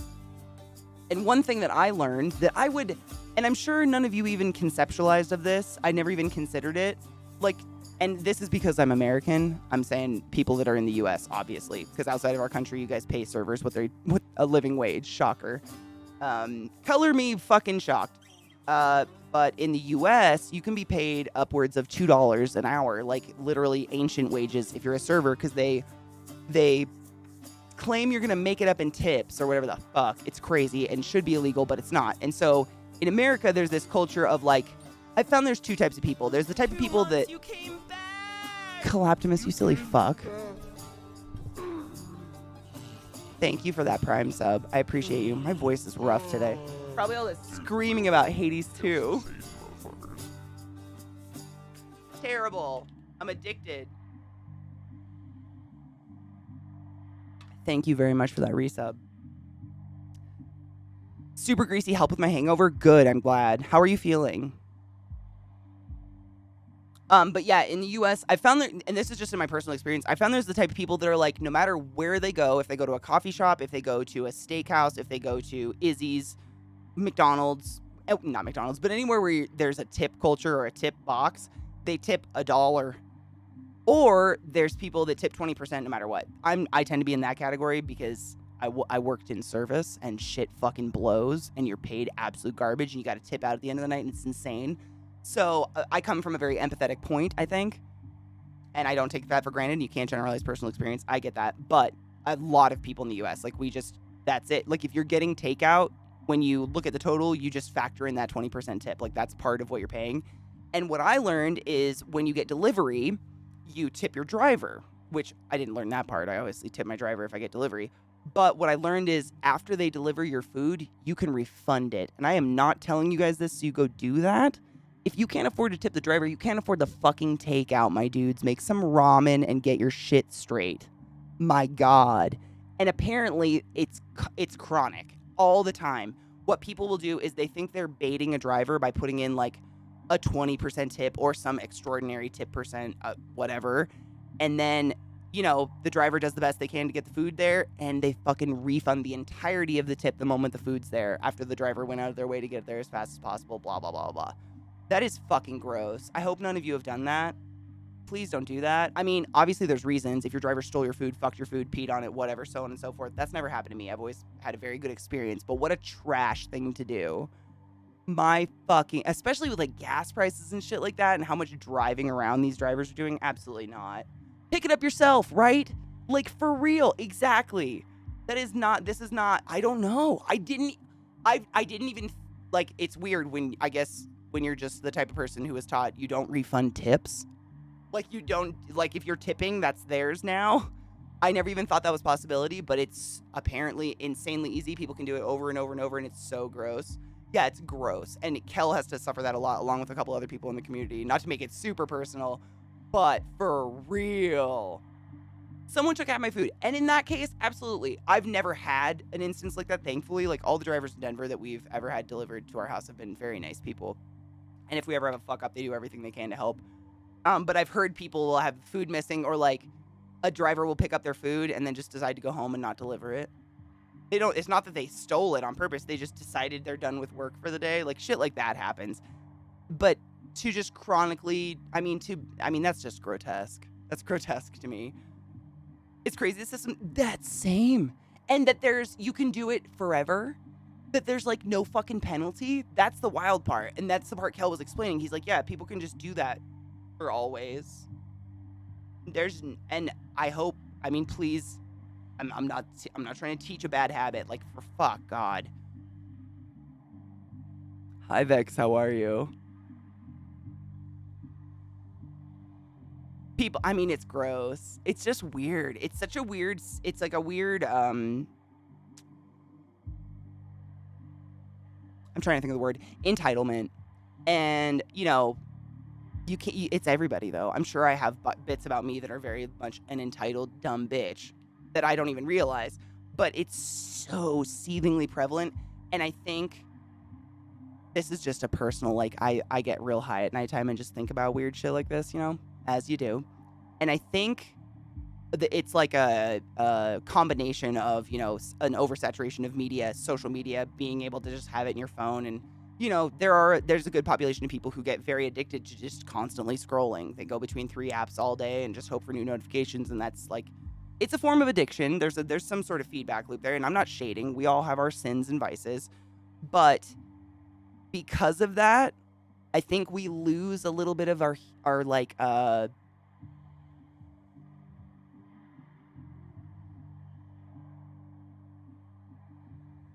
don't know.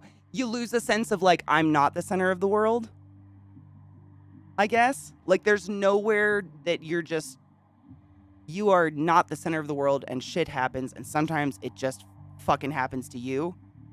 And you gotta, you know what I'm saying? Like, I don't know.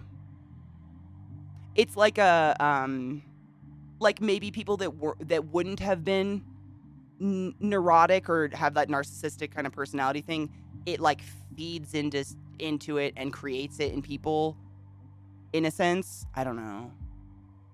I get way too weird about it at night, but I think I was born not into it, and I just have, I'm part of it.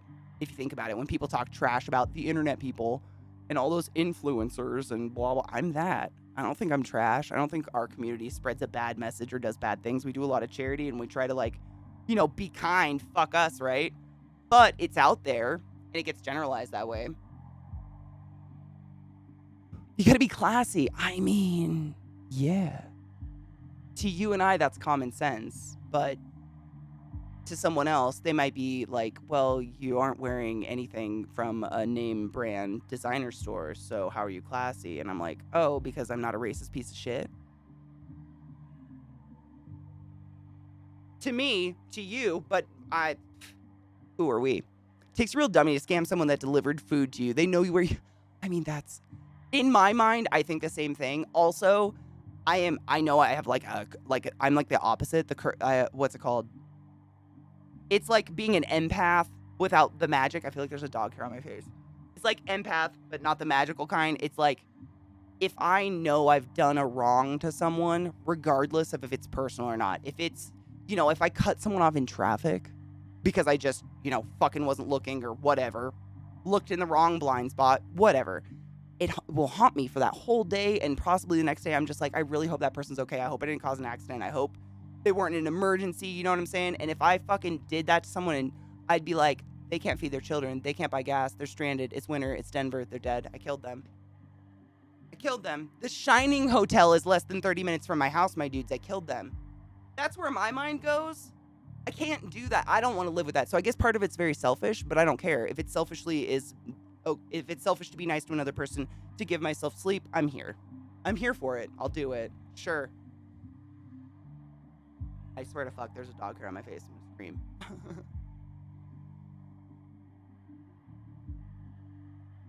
Hell yes. Well, that's the thing. Like, I'm comically I refer to myself as like a recovering Catholic. I was definitely raised casual Catholic. My Nana called it 6-day sinners. Go to church on Sundays and like midnight mass on Christmas.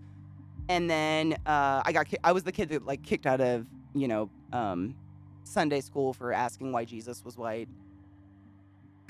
I don't remember doing this. Stories told. And when you grow up with a religion that's all encompassing like that, it's I think I would say almost impossible to be faithless, for lack of a better word. Like, I consider myself an atheist, but also I don't turn away from the idea of like the earth.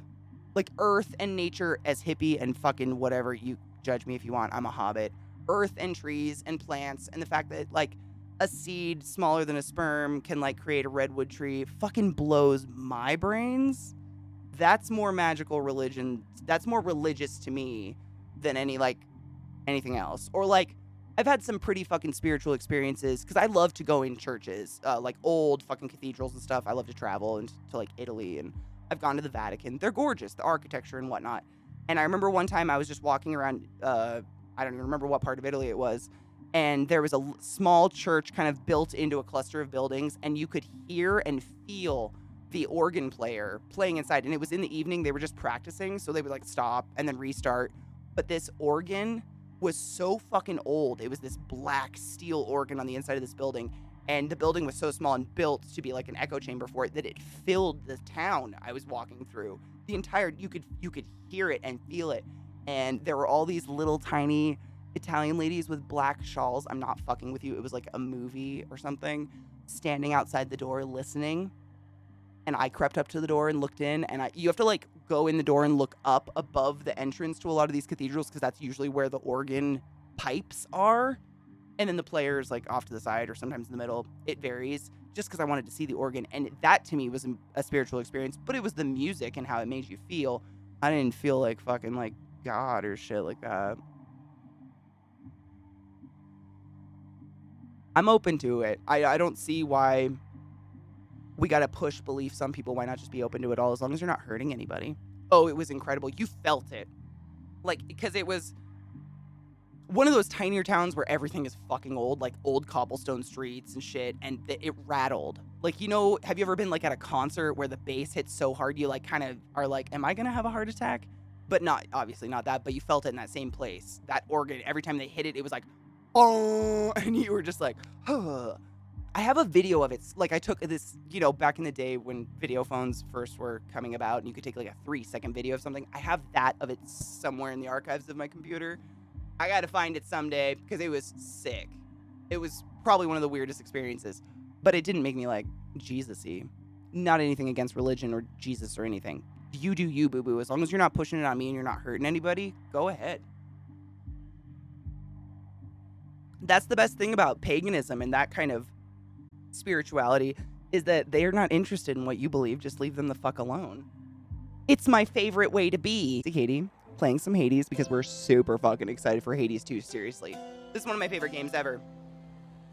The water is so not that gross IRL. My lighting makes it look really yellow, but that's my new piece, and it's got this crazy complicated percolator. Hold up, let's go to a clear side. It's kind of Viana might know what that's called. What kind of perk that's called? I call it a honeycomb just because it's like a bisection of a honeycomb. You know what I mean? So it's like a ton of little holes. So hitting it is super, super smooth and very quiet. And I haven't gotten used to judging the volume and capacity with which I can pull off this bitch yet. And she cooks me still. Is it no shit? Oh, I must have learned it from somebody. I didn't come up with it. It makes sense though. It doesn't come up well on stream, but that's the perk inside. It's pretty nice, but I have only had it for like 3 days. So sometimes I take too big of a hit and I just gotta like pass her on. Thank you. Can you tell where my attention span ended?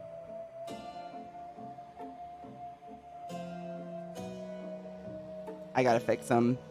I love painting my nails, but I am a rough, I live rough, so they don't last very long, unfortunately. But I do like painting my nails. He's fun. I try to do Christmas. Believe it or not, actually, now that you guys, I don't normally, I just because you noticed, this nail is this color with that gold on it, and it turned that color. This is a green nail with that gold. That is just red, and then that's that red with that gold. What the fuck? What happened? I think it's a green toned gold, and it like just muted the red and made it like shit. I don't know. Super weird. Nail polish though. Magic. Hot magic. Sorry, I'm burning. I need to drink some water.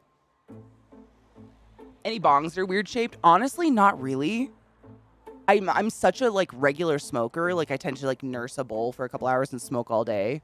That, you know, after use and abuse and cleaning, they break. So I tend not to get like very, you know, super uber fancy pieces just because I know I'm going to break them and they are way more expensive.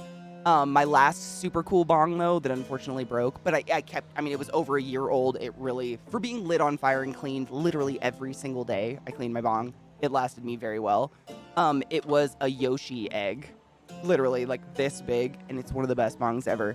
They sell them on hemper.com. Unfortunately, they've been sold out forever, so don't even waste your time. But you can get a Yoshi egg, and they're just fabulous. That was probably like the most, you know, obscure bong, I guess, that I've ever owned. I'm just looking around because there's bongs around my house, just like in various corners.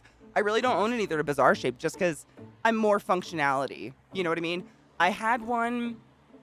It's from the Hemper site, and it looks like Mario. It looks like a pipe from Mario, like one of the green pipes from the Mario game, and it has like a flower on the inside. And it's cute, and it's small. It's like a little bubbler for your desk, but it's quite literally impossible to clean. I fucking hated it, so I broke it on purpose. Hi, Nineless. How are you, love? Smoke for me. I took such... Oh, I love you, Brooby. Thank you for stopping by and saying hi. I love seeing your dumb username face. I know. I heard DJ came by and said he had to come soothe his soul with us. I'm so sorry. What? DJ said it wasn't a terrible game, though. You know what's funny? I have had some animal shapes. All bongs look like a fucking sex toy. I mean, let's be honest. They all look like a fucking dildo. But no, I have had some interesting pipes way back in the past. I was just telling Zach about one I had. I broke it on the drive from Seattle to Maryland. Rest in peace, little pipe. But it was like a little bubbler, like a handheld personal bubbler, but it was an elephant. And it was super cute. And when I bought it, I was like, oh, see, like the bowl was in its back. So you would like load a little bowl. And then I assumed, you know, you would light the bowl and then probably smoke out of its trunk. Absolutely not. You suck its ass. You just suck its ass. But I used it regularly for quite some time. It was a wonderful little bowl, you know, like actual blown glass little pipe, but I broke it. Everything breaks eventually, right? Dildo. Well, every bong, like this could, I mean, if there was no drug culture and you just like saw this on its side with those like hard glass balls poking out, you'd be like, oh yeah, that's for someone's asshole. I get it. Do not. It will shatter and you will fucking die. One man, one jar is all you need to see. Don't go there. I'm not here to spread bad habits. Just here to observe the obvious with y'all. And they all look like a fucking dildo. It was an incredible game. See, that's good to me. I mean, obviously it sucks because I know it's the World Cup. I'm not trying to discount your guys' feelings. I'm just curious if the game was worth watching. Because there's, in terms of America and what is most prevalently watched here, football, like hand egg football, American football. There have been some, like I used to watch a lot of football. I loved playing fantasy football. It was one of my biggest pastimes when I was in college and working at Lowe's. It was a good distraction. And there were some games where we could lose, but the game was so good and like it was close the whole time and there were really good plays and that made it okay a little bit. It didn't hurt as bad.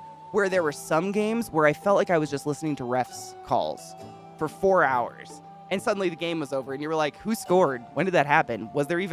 Did anyone run? Did anyone sweat? Why are their jerseys clean? And they're just so fucking boring. And I think it just depends on the teams, the refs, which is why I don't watch football anymore. It's garbage. Mandel, thank you so much for gifting a sub to Bear Boo. Bear Boo, use the butlers are the highest order. Go forth and be consensual in every way. I appreciate you being here. And thank you. I've seen sex sent me to the ER. Oh, my Lord. I mean, not even kidding you. Within reach of my body, I have a book that my friend Loznay Beulah gave me as a gift when I went to London and I got to hang out with her. And it is a diatribe of a doctor who gave up the practice, which is similar to my life. And I am so excited to read this with you guys. I've delved into it a little bit just because I wanted to get a taste of what it is, and oh fuck. It's called This Is Gonna Hurt. The multi-million copy bestseller, Secret Diaries of a Junior Doctor. Gross, but stoked. Don't get me wrong, I don't care anymore. I only care during the game. That is kind of funny. It's the only time I'm patriotic. Unless you're English, it's hard to explain. How can you hate the country except the football team during the International Euro tournaments? People do that with football. I mean, I read some statistic one time that the vast majority of people that go to the Super Bowl, that can afford to go to the Super Bowl and go to the Super Bowl, have zero interest in football whatsoever. They view it more like a concert or something, you know, like just an event of the year that they go to every year. But like, you know, the hardcore fans that are painting their bodies and wearing those noodle things and like dying over the railings at every single fucking Seahawks game, they can't afford to go to the fucking Super Bowl. Like, they're not at the Super Bowl. You know what I mean? And for those not American or familiar with football, the Super Bowl is like the big football game at the end. It's got a lot of commercials and some of them are cool. We watch for that. Music sometimes too.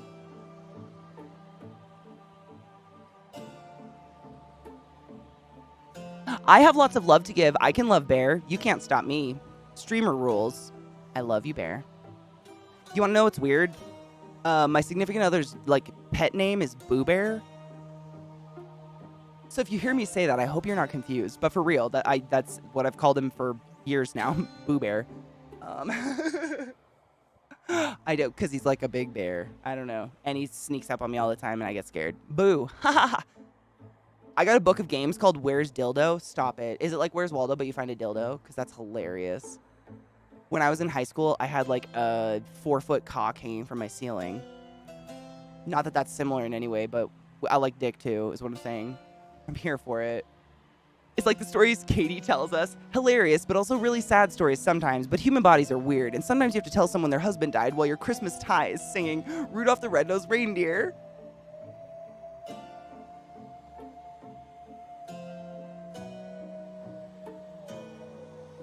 It's like you see me.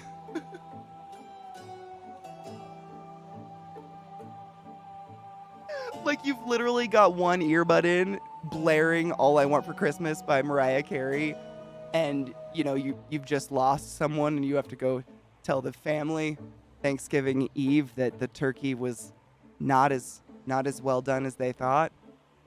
It's just not a good time. And like you either have that moment where you have to admit you had earbuds in while you were like, or you just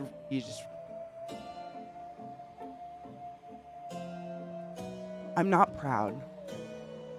I'm not proud of it.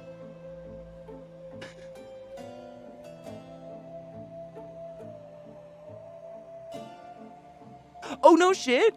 Back in 2009. Wait. I think that's the last TwitchCon I went to. Wasn't that the one? Is that the one right before COVID? I don't. Time doesn't mean anything anymore. But I think that's actually the one I met him at too. Not in a romantic sense or anyways. Oh, not Amsterdam. Nope. I haven't got to go to EU yet. I'm jealous of you, slut. I mean this in a loving way. I'm very jealous. We were supposed to go the year COVID happened, and we just haven't. We have plans to go every year since. Like, I apparently have to go to a brothel, do all the drugs. You know, fuck around and see what happens. Hopefully they got into some people's head. Wait, what? Oh, I heard about it's what was it, a sexual abuse ad that happened during the game? Wait, you call someone Boo Bear too? Stop it. That's amazing. That makes me so happy. I'm going to ask you. I'm going to be like, Boo Bear, did you know that, are you aware of Bear Boo? And he's going to be like, oh yeah, absolutely. Hopefully. I feel like this is relevant. Oh God. I'd need a mirror. Stop it. Who can turn down the Red Lobster Cheddar Bay Biscuit? I'm not here to live that kind of negativity.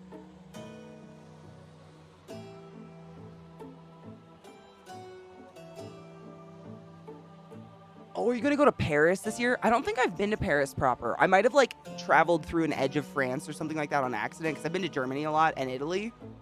which is an area, and the countries are as small as a state. So you do it on accident as an American. You're like, but we only drove an hour. It's crazy. You'd be surprised. That dude has like a I think he's one of those tortured souls who remembers everything to a painful degree. It's weird. It's weird. Plays dumb to like get past it, but oh my god, the shit he remembers like photographically, I guess. Adam K writes about penis degloving incidences and engagement rings and vaginas.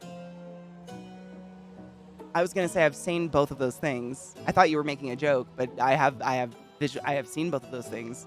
They must be more common than I thought. I use the Cheddar Bay biscuit mix to make sausage balls. Oh my god, I would gargle those balls. I'm not kidding. So it's a diagram of butts, and there's like a muff. See, I need a mirror. I have no idea. Like, how do you watch your own ass? I just don't.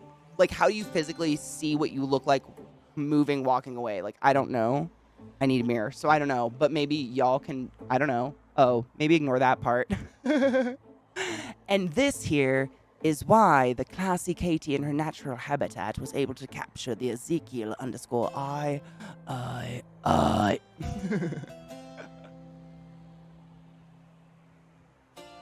I'm so sorry for being who I am. What's up, guys? How are you? Welcome to the classiest place on earth. I think there's more butts than that as well.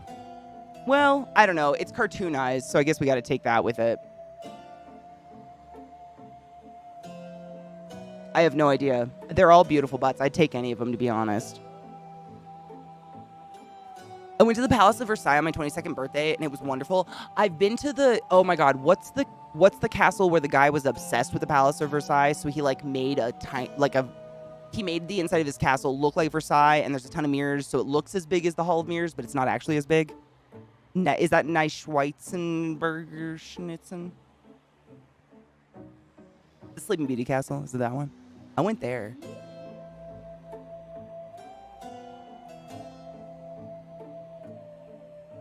Wait, where?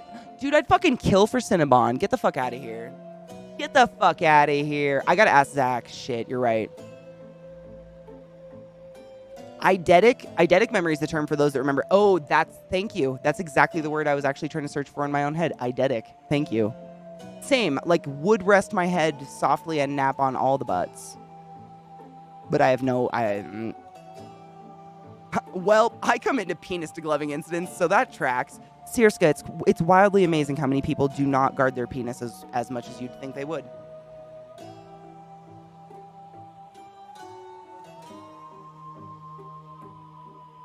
I feel like I'm a 12 or a 4. I think you got booty. I'd say 12. You weren't like sticks. You had some thickness, which is a good thing. It's a compliment. 5 and 11 are moon shoe butts. Stop it. I want those, though. That's what I'm saying. Like, if you got Cinnabon or Cupcake, you work out, and I'm jelly as fuck. He said 6?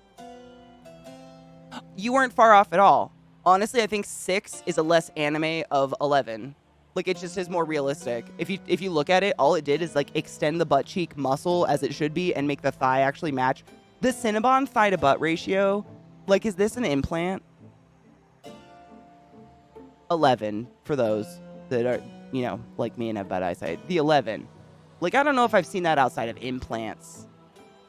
To each their own. If you've got that, like, fucking praise Satan. I don't know what you did. But, like, honestly, 6 is just, like, the... Oh, yeah. Like, maybe 11 is with really expensive leggings.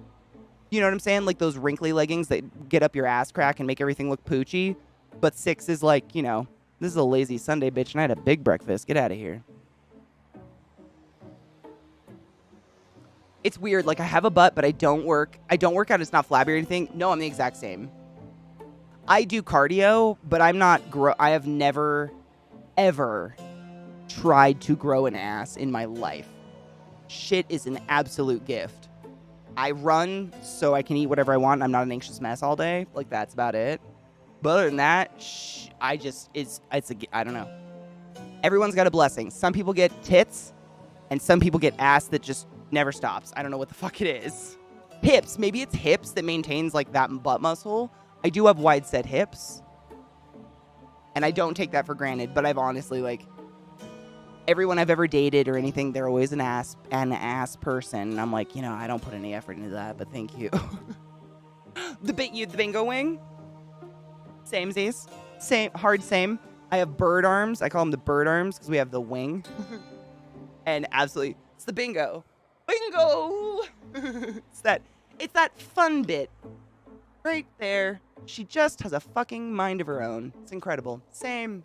Don't take tops just give you all the confidence these days. 30s are fun. What up, girl? It's my favorite bit.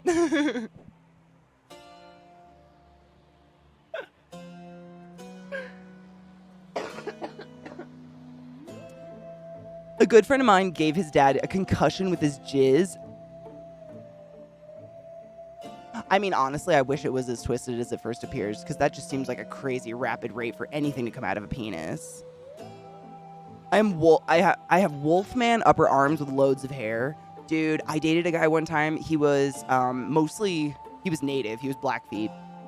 He was white and native, but looked very native. And he couldn't grow any facial hair beyond a very sad Joe Dirt kind of sparse thing. And he had no body hair at all. Like, we were in our 20s, nothing going on. He had like one chest hair I think I named at one point. But from the belt down, he was a fucking satyr. I'm not kidding you. Like an inch of fluff down to his toes. It was wild. Wild. My arms are flappy. Mine have been flappy my whole life. Like, I used to play like sports all through school. I just don't gain upper body like visible muscle, and I don't know. I think that's just part of some people's anatomy. Like, some of us just have the soft bit. Some of us are just kind of soft, okay? She's sensitive. Shut up. She can hear you. It's rude.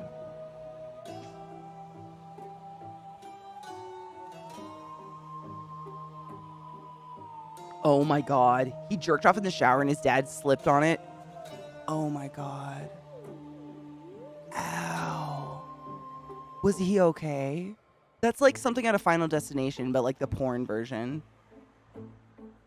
Nothing wrong with soft. We gotta have soft in this world. Oh no, but we had a wedding dress appointment with my bestie today, the one who's qualifying as a nurse next year. Yes, I remember the friend, but I did not see this. With our two other best friends, she's self-conscious about her upper arms. Who isn't? But oh man, she suits those short, floaty, see-through sleeves. I think I know the name, a cap sleeve. I used to sew my own dresses. Let's not go there. We found the dress and we added the sleeves and oh god, perfect. Oh, is she so excited? Did she feel like super, super confident and love it? I used to watch some of the episodes of that Say Yes to the Dress simply because the ones that were like, Daddy, it's only $13K. Like, oh god, it was like watching a train wreck. You can't look away. But I liked the ones, I really identified with a lot of the women that would go in and have really low self-confidence, and their mom would be there just like heavily enforcing said low self-confidence. And, the person helping them pick out dresses and stuff would help them have an amazing experience and do something like that. Like, oh, you're just insecure about your arms? Like, we can add any fucking sleeve you want, bitch. Like, let's go. And suddenly the whole day's turned around and I just like seeing people happy, I think. I don't give a fuck about weddings. I've never wanted to be married. I don't want to be in a wedding. I've been a bridesmaid enough. Like, I'm done. But I like to see people happy, and that shit just melts me. Is it trouble? I've always wondered that because, like, I consider myself a fit person. Like, I run every day, and I've always done some sort of sport or something. But even when I feel at my strongest, like when I was playing softball and shit like that, I still always had that, like, even in high school. I mean, when I was young, it wasn't. This is not an aged thing yet. This has just always been there. I assume it's gonna get worse. Yay. Life. But I'm cool with it. I don't give a fuck. Who the fuck is looking at people's underarms? Like,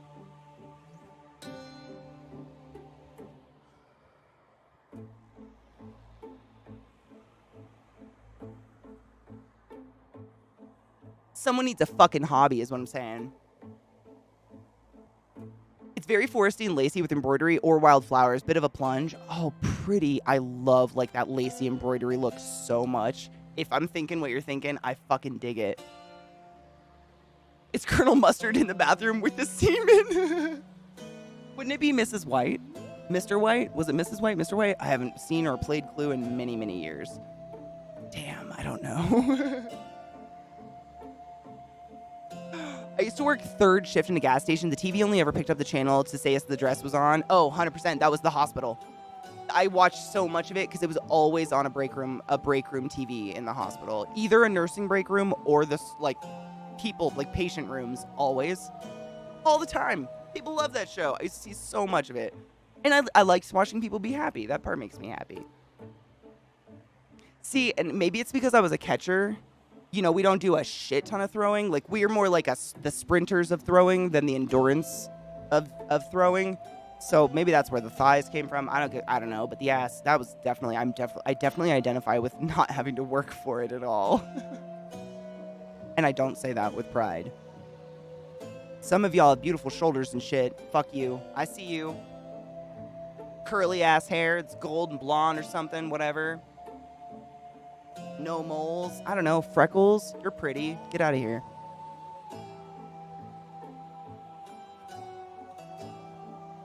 We're having a public blessing and the reception in the woods and on the moors. Oh my God. Are they going to get a photographer or someone who has a nice camera just to like, I mean, the pictures are going to be fuck gorgeous if they're out there in that. Whew. Literally the week I started testosterone HRT, my noodly arms grew biceps. Shut up.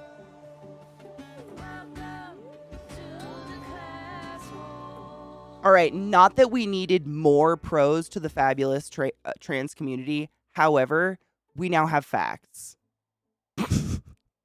we have case and facts. Literally the week after I started testosterone HRT, my noodly little arms grew biceps. Case in point, motherfuckers. Let's stop torturing ourselves for biceps if it's just not going to happen. You know what I'm saying? Like, more power to you if you're going through a transition or something. Like, beautiful. Let me see that shit. But as someone who's, you know, female and got the female shit, I'm going to stop fighting for it because fuck that. I feel like I need a burp. Ugh. Every time she had a new dress on, the first question we always asked was, how do your boobs feel? Or your tits look great? Oh, I love that so much. Someone somewhere has to have their thing as an underarm thing, just like your hand thing, Katie, or my green blue colored hair thing. True. Touche. You got me there. Isn't it weird when it's like the outside looking in? You're like, who though? And it's like, Katie, you like dream about the bones in people's hands sometimes. Oh, it's my bad. Yeah, and it's cool. Like, I jerk off to green eyebrows. Like, it's fine. We all have our thing. We're not here to judge or kink shame. Left or center field? Are you tall? Isn't left center field's usually a tall person, isn't it? Or is that just right? I don't know. It's been so many years. The only other tall person on my team was first base. All the other girls on my team were so short. I'm in no way an athletic guy, but have naturally good upper body strength via genetics from what I can tell. To the point, I crushed some guys arm wrestling who worked out regularly. It's fact. I mean, there are some people, it's like, it's not like your genetics have you... It's really hard to explain. I learned about it a little bit when I was in college, and I like fitness and nutrition and stuff like that, so I kind of keep up with it. But it's like your genetics basically state is the word my brain keeps coming up. That's not what it is. Your genetics decide where all of your bones connect and where all the muscles connect. And depending on where the muscles connect, i.e. if they're short or long, will give you like, you know, really nice calves or a cankle. They'll give you a very perky, you know, like the cinnamon bun, the fucking 11 ass. Or they'll give you an ass like number 4. It all depends on where the glute muscle is connected. Literally, that's it. And if it's stretched down longer, you tend to have a longer ass. If it's, you know, connected higher, you tend to have a, you know, rounder, perkier, whatever the fuck. I don't know. I can't think of any words. All asses are beautiful and deserve to be, you know what I'm saying? And that, so like, if you are really long and super lanky, your muscles are really long and lanky as well. So you have less of that like burst strength, like arm muscle strength and stuff like that. Whereas I have kind of like short, nubbier arms. I don't have like long long gangly arms. I have long gangly fucking legs. I have more like like I can lift stuff even though I'm not really that strong.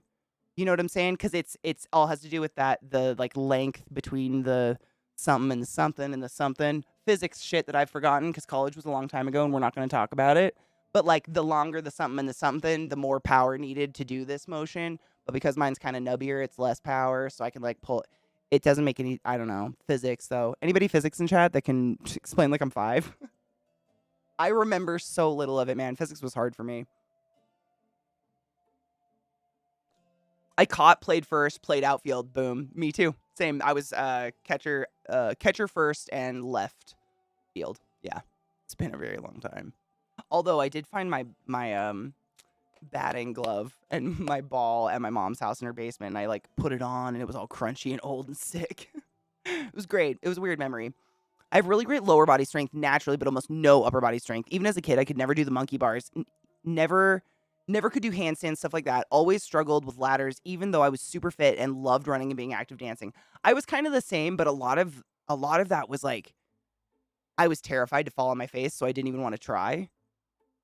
That was a lot of mine. Like I actually joined gymnastics later in life and was like pretty springy and long legs and shit.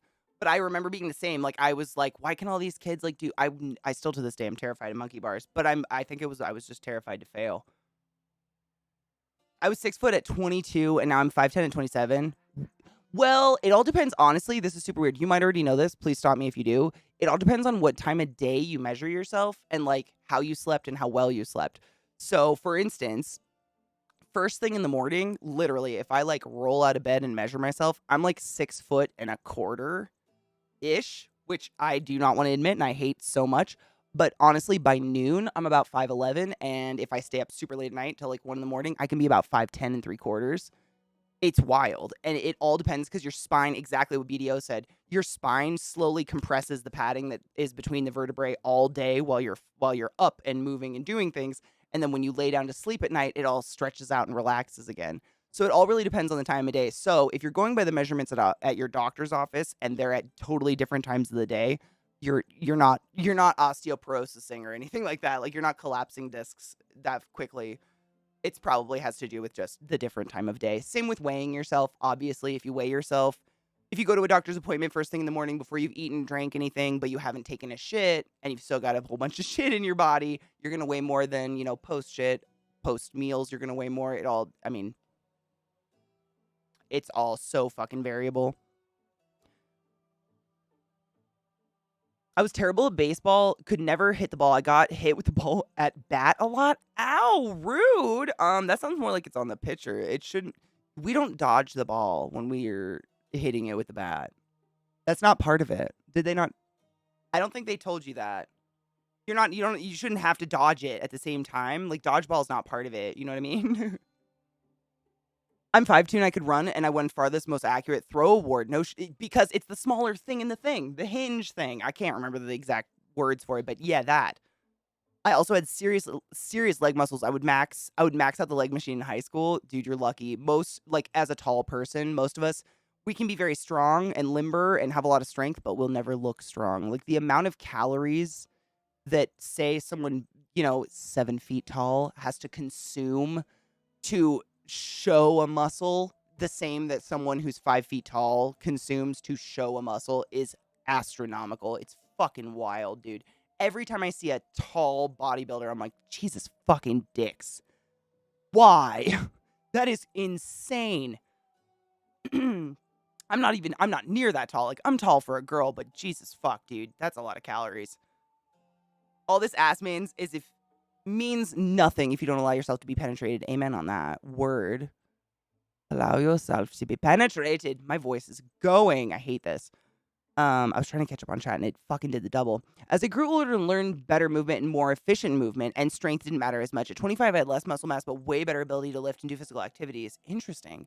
I think one of the big problems with strength is we don't teach people how to use it properly.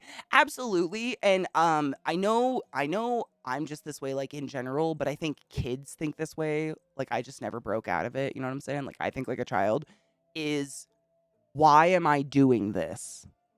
Whereas if you teach them some sort of strength training or some sort of exercise like dancing or something where they don't know they're exercising. You know what I mean? It doesn't seem like a workout because you're working out, but there's like a skill that's being developed. You know what I mean?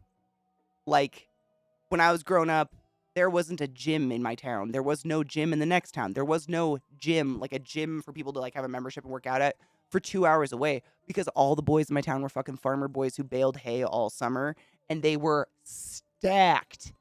Every boy in my high school had abs at the beginning of the school year. And by the end of the school year, they all had a beer belly. It was just facts. And then it would rinse and repeat.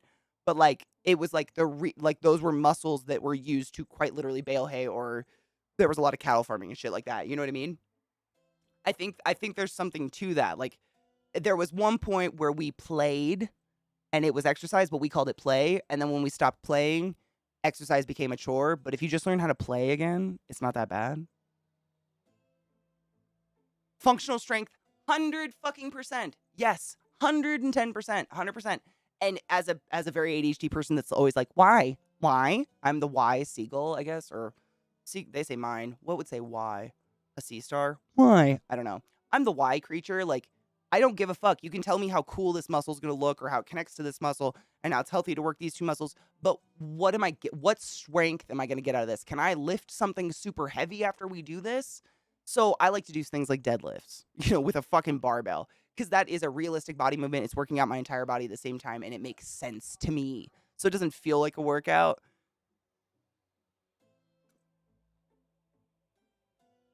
My parents don't drive. We walked everywhere. We lived in the middle of fuck nowhere. We always had to drive, but we still walked a lot. We lived in the middle of nowhere. Wouldn't it be more helpful to tell people how many macros to have instead of how many calories? The former has way more flexibility. I don't know what would be more helpful. I don't think I'm a good person to ask, but honestly, I wish there was something like some integral part of just like, when you're raising a kid, and I'm not a parent, I'm not judging here. I just wish this would have happened for me, where it's like nutrition's part of it. It's not just, are you hungry? Feed it. But like, good, like, how do you feel after you ate that? Did that make you feel like crap?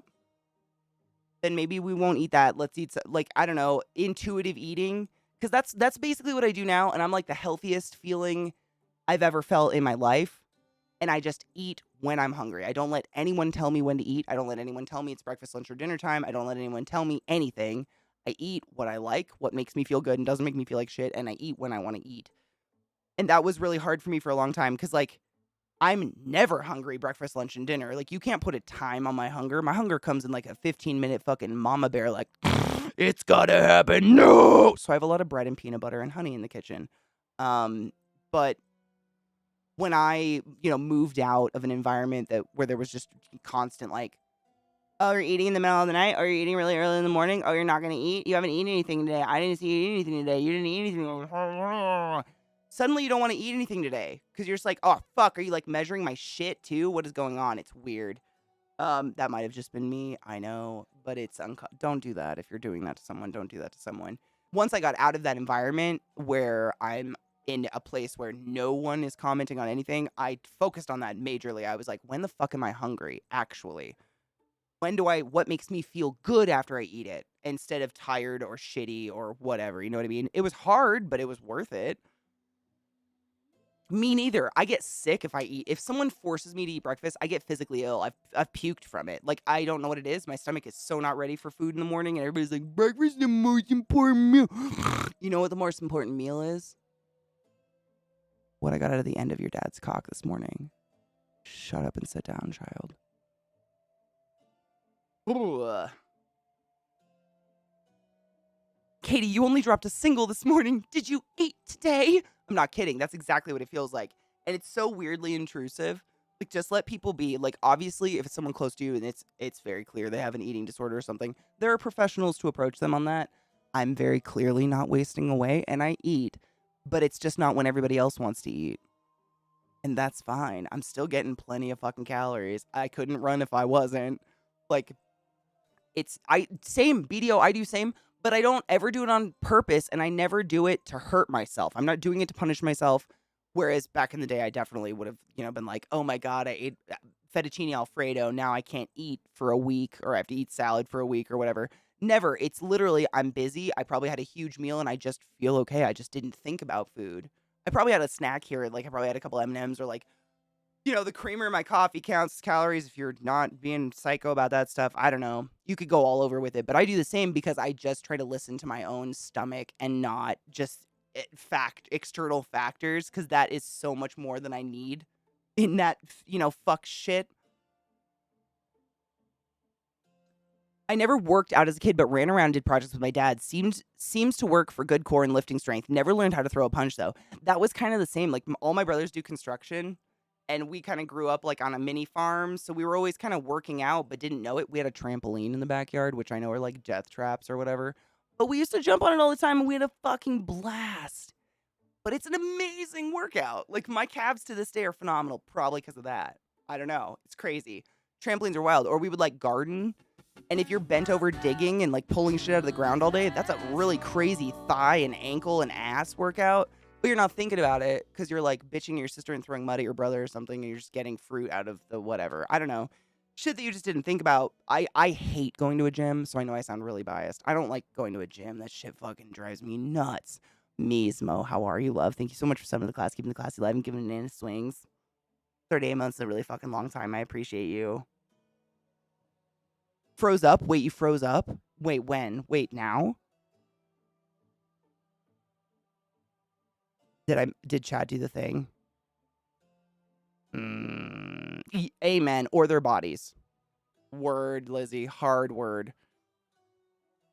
To be honest, I'd rather do the little snack throughout the day than sit for an actual meal. That's exactly what I basically do, Erica. Because no one around me is telling me, like, oh, that's not a meal. I'm sure you've all heard this bullshit your whole life. That's not a meal. That's not real food. That's a snack. What is the difference between a meal and a snack? Nothing. Nothing. Nothing. Nothing. I'm just eating maybe smaller amounts than you way more often. I graze like a goddamn sheep, bitch. Nothing. There is nothing. It's all man-made wordage. I think snack was invented to sell some sort of like snack pack food or something. I watched a special on it ages ago. Nothing. That's what I do. I'd much rather like, wolf down a piece of bread that I like squirt honey on real quick while I'm out doing shit. Because I don't want to. At dinner, I usually sit down and chill because I'm tired.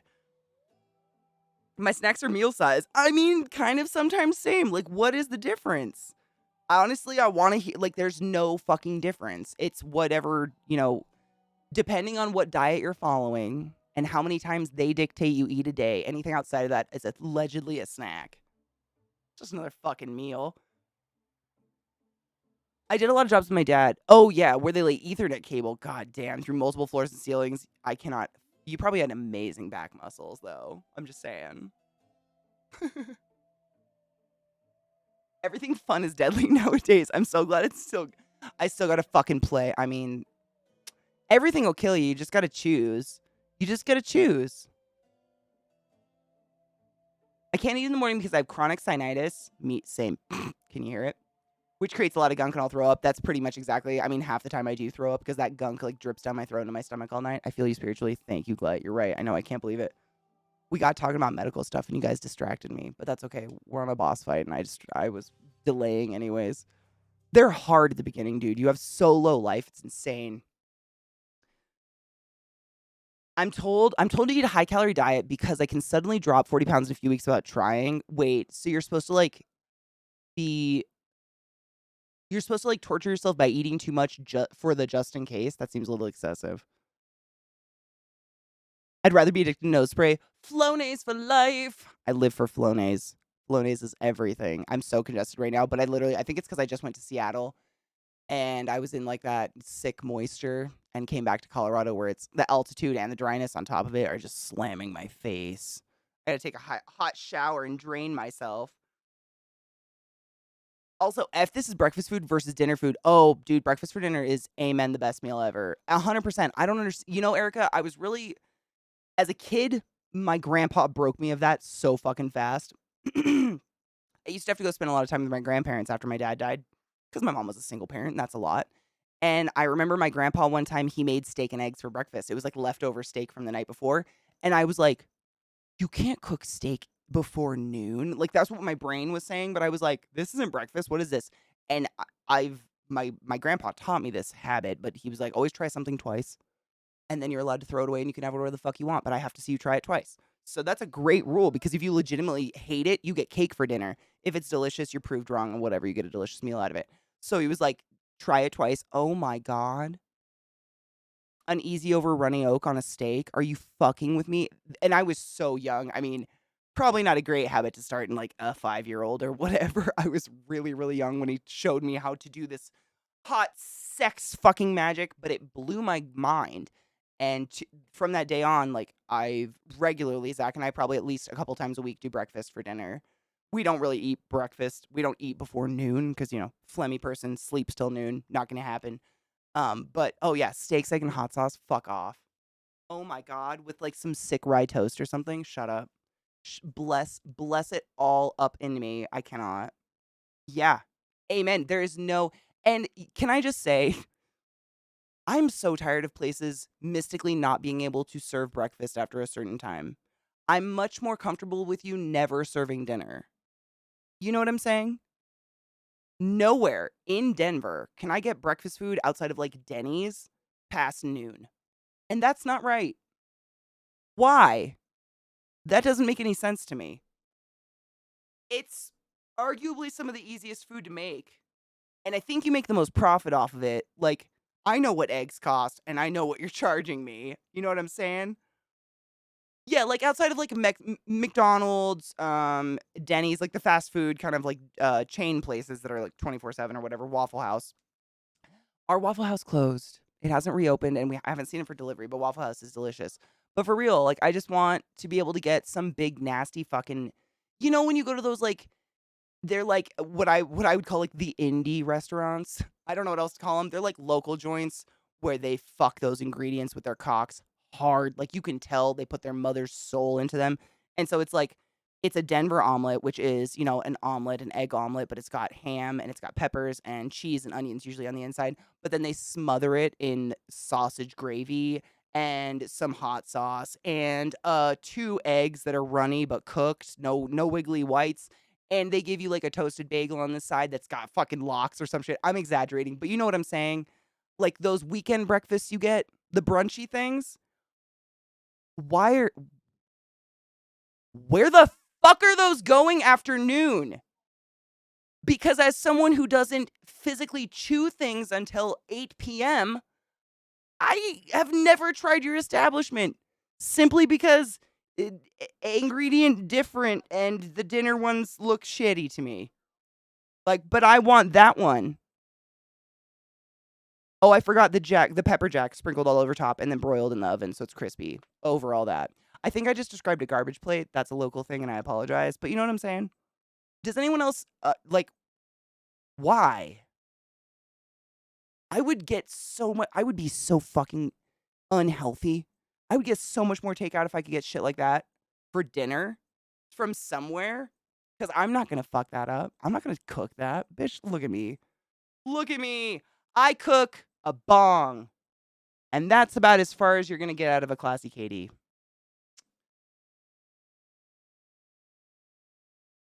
Wait, hot dog or hamburger, though? I always want what everybody has a preference. Brunch all fucking day. Like Eggs Benedict until 2 a.m. I don't give a fuck. I don't understand. The dinner food usually just looks like I'm never going to get meatloaf from a restaurant. Stop trying to get me to get meatloaf from your restaurant. Give me the Eggs Benny. You can put it on the meatloaf if it makes you feel better. I'm fine with it.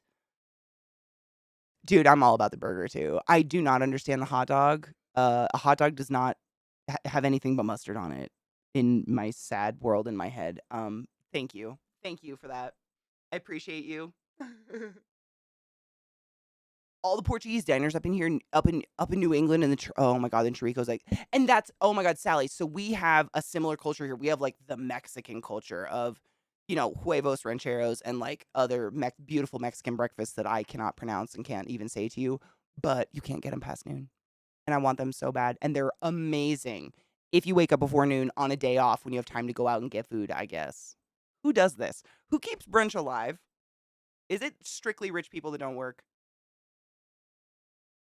Fried eggs on everything, dude. I sinfully agree with you so fucking hard. I mean, I know someone's gonna say something and I'll be like, all right, aside from like melted cheese, what makes something sexier than like an egg with no wiggly whites but a mystically runny yolk? And you just like fucking it's God's sauce. Migas. Oh my god, migas are so fucking good. I can't get it past noon though I haven't had in ages. It breaks me. Omelets are so good. I mean eggs though. I would honestly I have a hard time picking because I really like a poached egg. Like it's what I'm talking. It's like that no wiggly whites, but you got that good cooked yolk in there. But I also love like a restaurant that can, do an easy over egg where the yolk is runny, but the whites get that like crispy edge. Never in my wildest dreams have I ever even conceptualized how to do that without burning the egg or cooking the yolk all the way through. But some people have black magic. I think it's McGonagall. I don't get it, but they can do it. And I would suck that dick. That is the best fucking egg. I would put it on I would christen my child with that egg. Eggs are perfect. I was vegan for about 6 years when I was in college. Long story short, dated a guy who was vegan. And I was like, whatever, it's a challenge. And I'm not kidding. I had nightmares where I accidentally ate meat because for more reasons than one, it made me paranoid. When you don't eat meat for a long period of time, you lose the enzyme in your stomach to digest meat. So you end up getting really sick at first. You can totally get back to eating meat though, as per the egg eater here. So I had nightmares where I would accidentally eat meat, and then the whole nightmare, I'd just be paranoid that I was going to get physically fucking sick or constipated and rip a hole in my intestines. But then I had no shit, wet dreams, like fucking nocturnal emissions about eggs for 6 years. The first thing I did when we broke up was find an egg. I fucking got myself the runniest goddamn. I think I literally did like soft boiled eggs and toast. Wet dreams about eggs. I don't know what it is. Eggs are perfect. All of them. I've never had like a ostrich, emu. I've never had any of those extreme eggs, but I've had an iguana egg. It was weird and tasted like sea ocean. I'm not into that. But duck eggs and chicken eggs and quail eggs, they're all fucking delicious. There's a restaurant here in Pittsburgh that does a breakfast buffet. Oh, shut up. I know what I'm doing when I get back over there. An over easy fried egg. It's magic. That crispy edge, though. Butter in the pan, medium low, slow cook. No shit. I'm going to do it. I've cooked eggs. I mean, that is one thing I'll cook. I'll cook some eggs. Eggs are perfect. I have that black magic. I'll cook them. Oh, shut up, Mandel. Bitch. Okay, well, don't. Like, just make sure we're in a place where no one's going to call the cops when I just start, like, deep-throating phallic objects in the room. Because if the eggs, you know what I mean? This is why I don't eat in public often. I can't control myself. I don't eat often, but when I eat, I want it to be really good. Like, I love food. And that's the other misnomer. People are like, you only eat once a day. You're so fucking skinny. Oh, yeah. You must be anorexic. You must hate food. I fucking love food. But I'm not about just eating for the sake of it. If I eat, I'm going to fucking eat something goddamn delicious. It's going to be a fucking existential texture experience in and around my fucking mouth. I'm not going to eat a stale pretzel just because I need a calorie. No. I'm good. Until I'm dying. If I'm, like, dying, then yes, force the pretzel. But beyond that, no. I want it to be fucking, like, honestly, ramen becoming a really big, like, hip thing in the US where you can get, like, what are they called? It's called a jammy egg in it. Oh my, that is one of the best things to ever come out of this hipster shit that happened. It's my generation. I'm so sorry. The millennials, I think. Isn't that, it was the, I don't know. Holy shit. Those jammy fucking eggs, like, I'd put it in me. Like, I would butt pearl those. They're so fucking good. I cannot with that. It only works for butter with butter for me. Oils, margarine, I never get it that way. Interesting. I wonder, does pan size matter? Can I have my pepper grinder back? Never. I just separate the egg yolk and the egg white and cook them separately, but I have 2 egg pans. That's kind of cool, though. To each their own. I mean, I'm not here to judge how people eat eggs. I love eggs. Katie, there's a person that wants the grinder. Shh, it's fine. You don't need it. You don't need it. You need a flat top to slow. So you need like it. So like more surface area, the better then. So like a huge pan for 1 egg, essentially. Yeah. Holy shit, I just realized I need to get my dogs out before the fucking sun goes away, but I love talking about food and eggs. People think I hate food. I love food. I'm just gonna eat good if I eat, man. I need a flat top. So you need like a flat top and slow cook to get eggs that way consistently. Spray a little water on the grill and cover. Oh my God, is that how you get the whites cooked? Shut up. Get out of here with your chef brains. That's genius.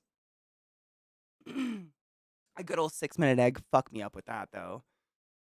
I crack eggs in my ramen just before it's done. You know, I started doing that as well. I used to be more paranoid about it. I started buying like organic eggs, so I'm not risking getting salmonella because they're not that much more expensive. I don't eat enough for it to like be this astronomical cost in my house. But Ice Phoenix taught me that ages ago because I was doing like an elimination diet thing because I had I thought I had a food allergy. I don't know. Long story short, he was like, I have a good recipe for you. It's like one my family gives to us when we're not feeling too hot. Basically, hot, the hottest the white rice comes out of the rice cooker. Like it's the steam's gonna burn your eyelashes off, like that hot. And then crack an egg in it and stir the egg into the fucking like blazing hot rice and it cooks it. And it's so fucking good. I'm not paranoid, honestly. Like, honestly, I'm more into buying like local, small farm organic eggs than more like pasteurized treated eggs. The salmonella comes from the conditions the chickens are in. And if I'm gonna go, I'm gonna go. I like a good egg. Like, I like when that yolk is like dark orange. You know what I'm saying? Oh, fuck me up. I'm gonna have to make eggs now. Lizzie, oh my God. I don't even want that's a conversation for another day because that is a gross conversation. Yes. As long as factory farming is legal and exists, that shit will prevail. It's grotesque. Yeah. Actually a big breakout just happened recently. What was it? Deli meat. But it wasn't E. coli. It was what was it? Someone's gonna say it. You guys, it's a more unique Listrella. Listeria, thank you. Listrella. I think that's a bird or fucking a flower. Listeria, thank you, Gluttony. Yeah. All across the US. It started, I think, on the East Coast, but it made it all the way to us to where we got all these crazy alerts on our phones.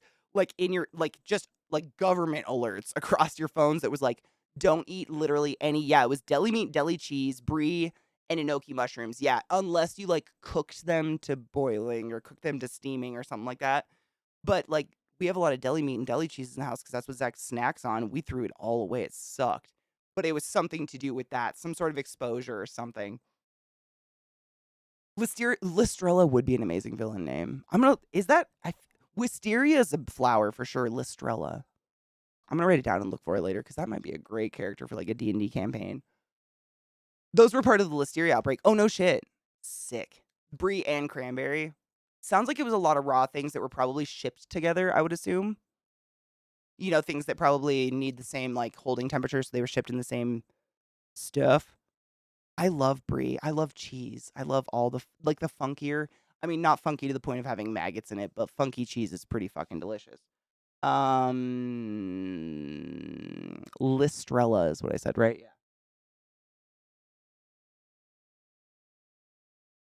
That would be like a mistress of poison. I feel like, but she would wear Victorian dresses and shit for no reason in modern day. Brie and blueberry stuffed pretzels. Oh my God. When we hang out in the future sometime, can we make those? Bacon and brie and cranberry toasty at lunch. Yum. I think it's okay. We're okay here now. Like they cleared it out pretty quickly. Because they can, I don't know. I don't know. I hope we're fine. I'm fine. I'm not dead yet. I only suffer for pizza though. Nameless, I totally get that. There's honestly for me, it's like, and this is such an American disgusting thing. Fucking American like cheese slices, like singles, like craft singles. Craft singles, not to be confused with craft dinner in Canada. We're talking the United States craft singles. It is plastic and in plastic. However, there's this very strange primal part of me that wants it so bad. And I want to make a grilled cheese with it so bad. And it is so fucking delicious. And it makes me so sick. Like I'll almost always get acne and get a stomach ache. It's cheese product. Fromage product. Craft singles and ramen is really fucking good. It's a cup of noodles too. Oh my God. It's something that I wouldn't even try to convince any of my European friends to enjoy. Like I wouldn't put you through it. I know it's not good. But it's like Kraft macaroni and cheese is another one for me. I know y'all fucking hate it. I know you do. Anybody that comes over is like, "What is this? Why are you eating this?" It doesn't taste like macaroni, nor does it taste like cheese. It is Kraft. I don't know what it is, but once a month my body needs it, or I will shrivel up and die, kind of like Voldemort. I just become this weird little dry husk of a fetus, and I'm like, help, and I die. And that's America. That's what we have instead of healthcare. Welcome to it. Oh my God, Auspex. Yes. I never say it right. Omo rice. Is it omo rice? Is that the omelet where they like split it and it's like it's cooked, but it's kind of, you know, it's like a, what would you call it? Like a soft scramble. Nurture. No one would like American cheese by nature. That shit is nurture. Oh, 100%. It's like it's enjoying Kraft singles is similar. What's that syndrome where you like fall in love with your captor? Like you just love it because you had to. You know, like I really like grape nuts. Are grape nuts tasty? Do they have a flavor? Are they cardboard? Questions I will ask until the day I die. Will I get answers? Probably not. But until then, I'll eat them. I'm 83. Stockholm, thank you. It's Stockholm syndrome with food. I'm pretty sure it's similar with American hot dogs because every time I go over to Europe, anywhere I've gone in Europe, sorry, the screen is so bright on this. Uh they always have like different sausages and different like, you know, cured meats and stuff, and they always have an American hot dog there, and every time I try everything else, I'm like, "Oh, these are all phenomenally better." But when I get home and I go to a baseball game, I'm going to get the cheap hot dog and I'm going to smother it in that bright yellow mustard crap that I don't know what that is, mustard, and I'm going to eat it in the cheap white bread. And I'm going to really like it. And it won't snap. It might be spongy and cold and a little wet, but I'm super going to like it. You know what I'm saying? Does that make me worse of a human? No. Grape nuts is gravel. Thank you. It's cardboard gravel. 100%. Still love it. Crave it. It's weird. I'm broken. I don't know what it is. I love it. It's not good by any means. It's just weird, like shit on a shingle. Was anyone fed shit on a shingle? Not hardtack and salted, you know, salted pork. Or what was it? Salted. No, what's it called? What's that beef called? Chipped beef? Not that. Not actual military. However, if you're here, thank you for your service. That's insane that you're that old and figured out Twitch. Welcome. I was fed the upgraded version. Like my grandpa came home from the war and like taught my nana how to make it with decent ingredients, but lived off fucking shit on a shingle. And I love Spam. Love. I like Scrapple too. It's sick. I know it's not good, but I like it. And, you know, you don't remember that these foods aren't tasty until, let's say, you know, Zach visits you in Baltimore and you're like, oh, I'm going to go take you to my favorite diner and you're going to try Scrapple. And we go there and he hates everything he orders and thinks Scrapple is disgusting. And then you're like, oh, I get it. We grew up different. I fucking love Spam. It's delicious. Let's cheers. Hold up. Hold up. Where's my? I think I need to pack a bowl because the last hit I took was that huge one that literally stopped me from playing the game because I got so fucking high. I've never tried Cheetos. I've never tried any of the crazy Cheetos recipes, but I've heard good things. And people, not everybody in the world would like it if it was gross. You know what I'm saying? Like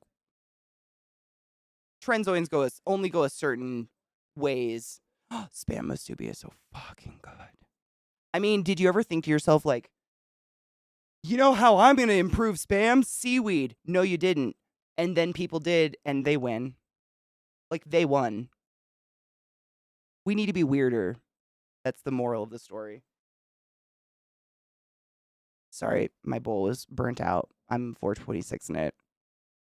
Zach's a big fan of Spam. He's not picky. He's not a picky food eater at all. He's not picky by any means. He likes Spam. He likes pretty much everything. The only thing, and it's not really picky, but I have yet to find a fruit that he willfully will consume outside of like pumpkin, which is arguably a fruit, or like tomato. You know what I mean? Like not a fucking fruit. No judgment. Like we're all picky about certain things, but that's probably I'm just like I don't know what to do. Like I'm glad you don't have scurvy. He eats vegetables. He eats lots of salad and stuff. And there's lots of fruit that's like not a fruit. Cucumbers, I think, are technically a melon, whatever. So he's getting his vitamins. It's just like, no mango, no apple, no cherry, no peach, no fucking none of it. None of it. None of it at all. He hates all of it. Cherries, grapes, blueberries, nothing. Strawberries, nothing. Nope. Nope, nope, nope, nope. It's crazy. I don't know. And I grew up in like orchard land of Washington, so that's my grazing. Like I grab a handful of like cherries and just like put them all in one cheek and slowly eat them and spit the pits out like a fucking chud of a child that I am. Or I grab an apple, stick it in my teeth and like run out the door.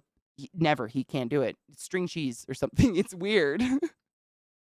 But to each their own. I ain't here to judge. He consumes fruits that aren't classically fruits. I think he just doesn't like that sweet. He's not a big fan of sweet, honestly. He's much more savory, salty food fan. I know, it's very well, I've known people allergic to fruit, but I've never known anyone that's straight up just like none of it. But I've dated guys who had like the taste buds of quite literally a toddler. Like they won't try anything ever, and it can't be triangle shaped or green or blue or purple, or it has to be made in front of them, and they have to see you wash your hands twice before. And you know what I'm saying? Like I've seen so much fucking worse, and I'm like, I'm cool with this. More fruit for me. You know what I mean? Whatever.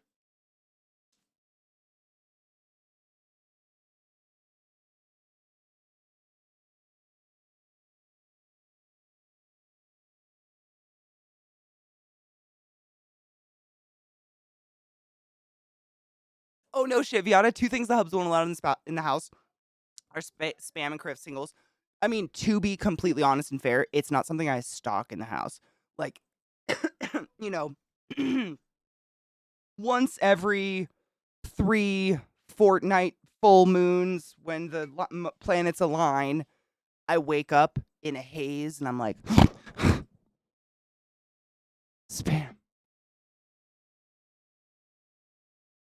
Fucking craft. Fucking babe. Spam. And then I get spam and I eat it, all of it. Like I fry the fuck out of it, probably with some nasty runny eggs, and eat all of it, and then I don't eat it again for like 3 years. It's just weird. I think it's like child food. Same with like, get this one while I find someone cool to raid. Thank you. It's new. uh, when I was a kid, my grandpa, again, coming out of the military and being of the elder generation, had very strange food tastes. And he loved like canned oysters, canned sardines, kippers, anything, any of those canned fishy things. And he would just take them out, spine and all, put them on saltine crackers and just fucking down them. And when I was a kid, he would plot me on the kitchen counter, and I had a little lead cup from the military, and he had one that was matching. Don't worry. As soon as everyone found out lead was bad, they were taken away swiftly. I still don't know where they are, and I'm pissed about it. But we used to sip in our little lead military cups that he had, and we would eat like sardines or smoked oysters on saltine crackers. And once every couple of years, again, like canned shit, and I have to go get some with a whole thing of saltine crackers, and I eat them all, and then I'm done. I'm over it. It's like I replenish my battery for the rest of my life. And then, it takes that long to get over that smell and flavor. I really do like chicken liver. I'm very much gizzards too. I like the iron. I like the blood flavor. Like I love black pudding, blood sausage, whatever the fuck you want to call it. I love that stuff. It's I don't like just like liver and onions because of the texture of like a big piece of liver. It's like somehow wet chalk. That's the only thing. I love almost all flavors. There's very few flavors in the world that I'm like, oh no, I don't like, that will stop me from eating something. I will fucking get down on anything. It's textures more than anything. But I like pate. I love pate. It's different than like a piece of just like fucking liver. It's totally different. Fight me. It's different. It's like you bite a piece of liver and it's like somehow has a crunch and a firmness, but also is jello. If you've ever played with, what is it? Like you play with, is it cornstarch and water? And it's like when you squeeze it, if you make like a kind of thick mud out of it, you squeeze it, it's somehow super firm, but if you let it go, it's really liquid. That's the texture in your teeth with liver, and I just fuck that. But pate is fucking great. I don't know. I don't know why. It's just the texture shit. Yeah, the creamy, like all of those kind of things, like all the pâtés. There's different names for all of them, but those are fantastic. It's just that. Oh no! It's just that other that. Oh god, that's that weird. My biological dad loved liver and onions. He forced it on me. What is this? What is fucking crap? I look, babe. Spam. Hey, Spam, sponsor me, please. I'm okay dying that way. It's cool. Let's go. Is it cornstarch and water? Yeah. It used to be like when you were kids, we used to do it as an experiment at home. I don't know. Just like a fun thing. That's fucking funny, though. I have two bed, two bath. I got on a tangent and I totally forgot about it, but I'm going to listen to it and add it to the playlist because they already sound funny. Bug Hunter. Yeah, definitely. I will be here tomorrow, however. Hopefully first thing in the morning and not an hour late. Please, if y'all can do some black magic so that my sinuses don't feel like shit anymore, that'd be fucking sick. I like chicken livers, but the gizzards are hard and our hearts are too chewy for me. The hearts, I'm not like my nana used to stew them so they fell apart so you didn't really notice. I kind of dig the weird chewiness of a gizzard, and I know that's really fucking weird. It's like nature's bubble gum, and I cannot with it. And I'm so sorry. They're tasty. Hey, at least I go late too. At least I'm consistently inconsistent, yeah?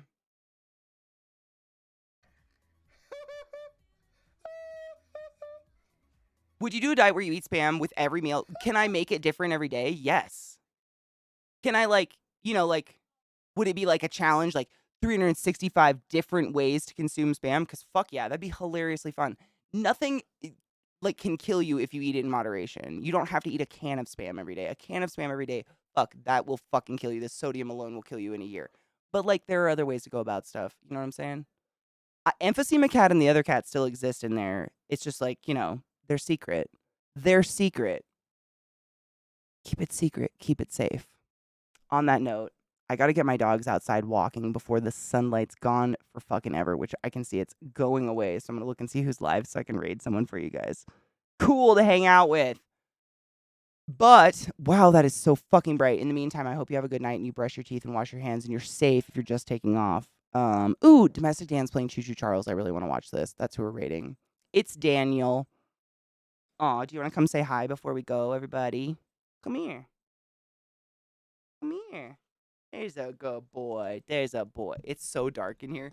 It's kind of a cloudy day, so very dark in the house.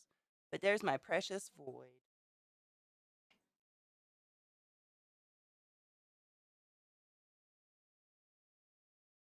Are you the best? I love him. Just the best. Hiding from the light. What are you doing?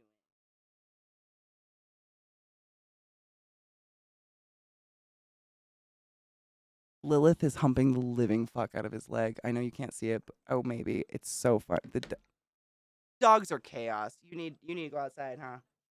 Yeah? You want to go play? WALK, maybe? Look at this foot.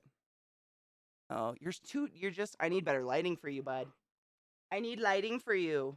You absorb all the light, which I'm normally very okay with. I love you guys. I'm gonna raid Dan, who's playing a very creepy fucking, like, Thomas the Tank Engine with spider legs type game, which looks horrifying. But I'll see you tomorrow morning. Tomorrow I'm playing games with Mel and a couple other people. Rock and stone bitches. It should be I'm very excited. But for real, do some black magic so my sinuses get the fuck over themselves because I'm done. I'm about to cut my nose off, you know what I'm saying? I'll be here. Just I don't want to be here in pain. You know what I mean? I love you. Be good. Take your joy. Drink water. Wash your bong for fuck's sake. And I'll see you fucks in the morning. Oh.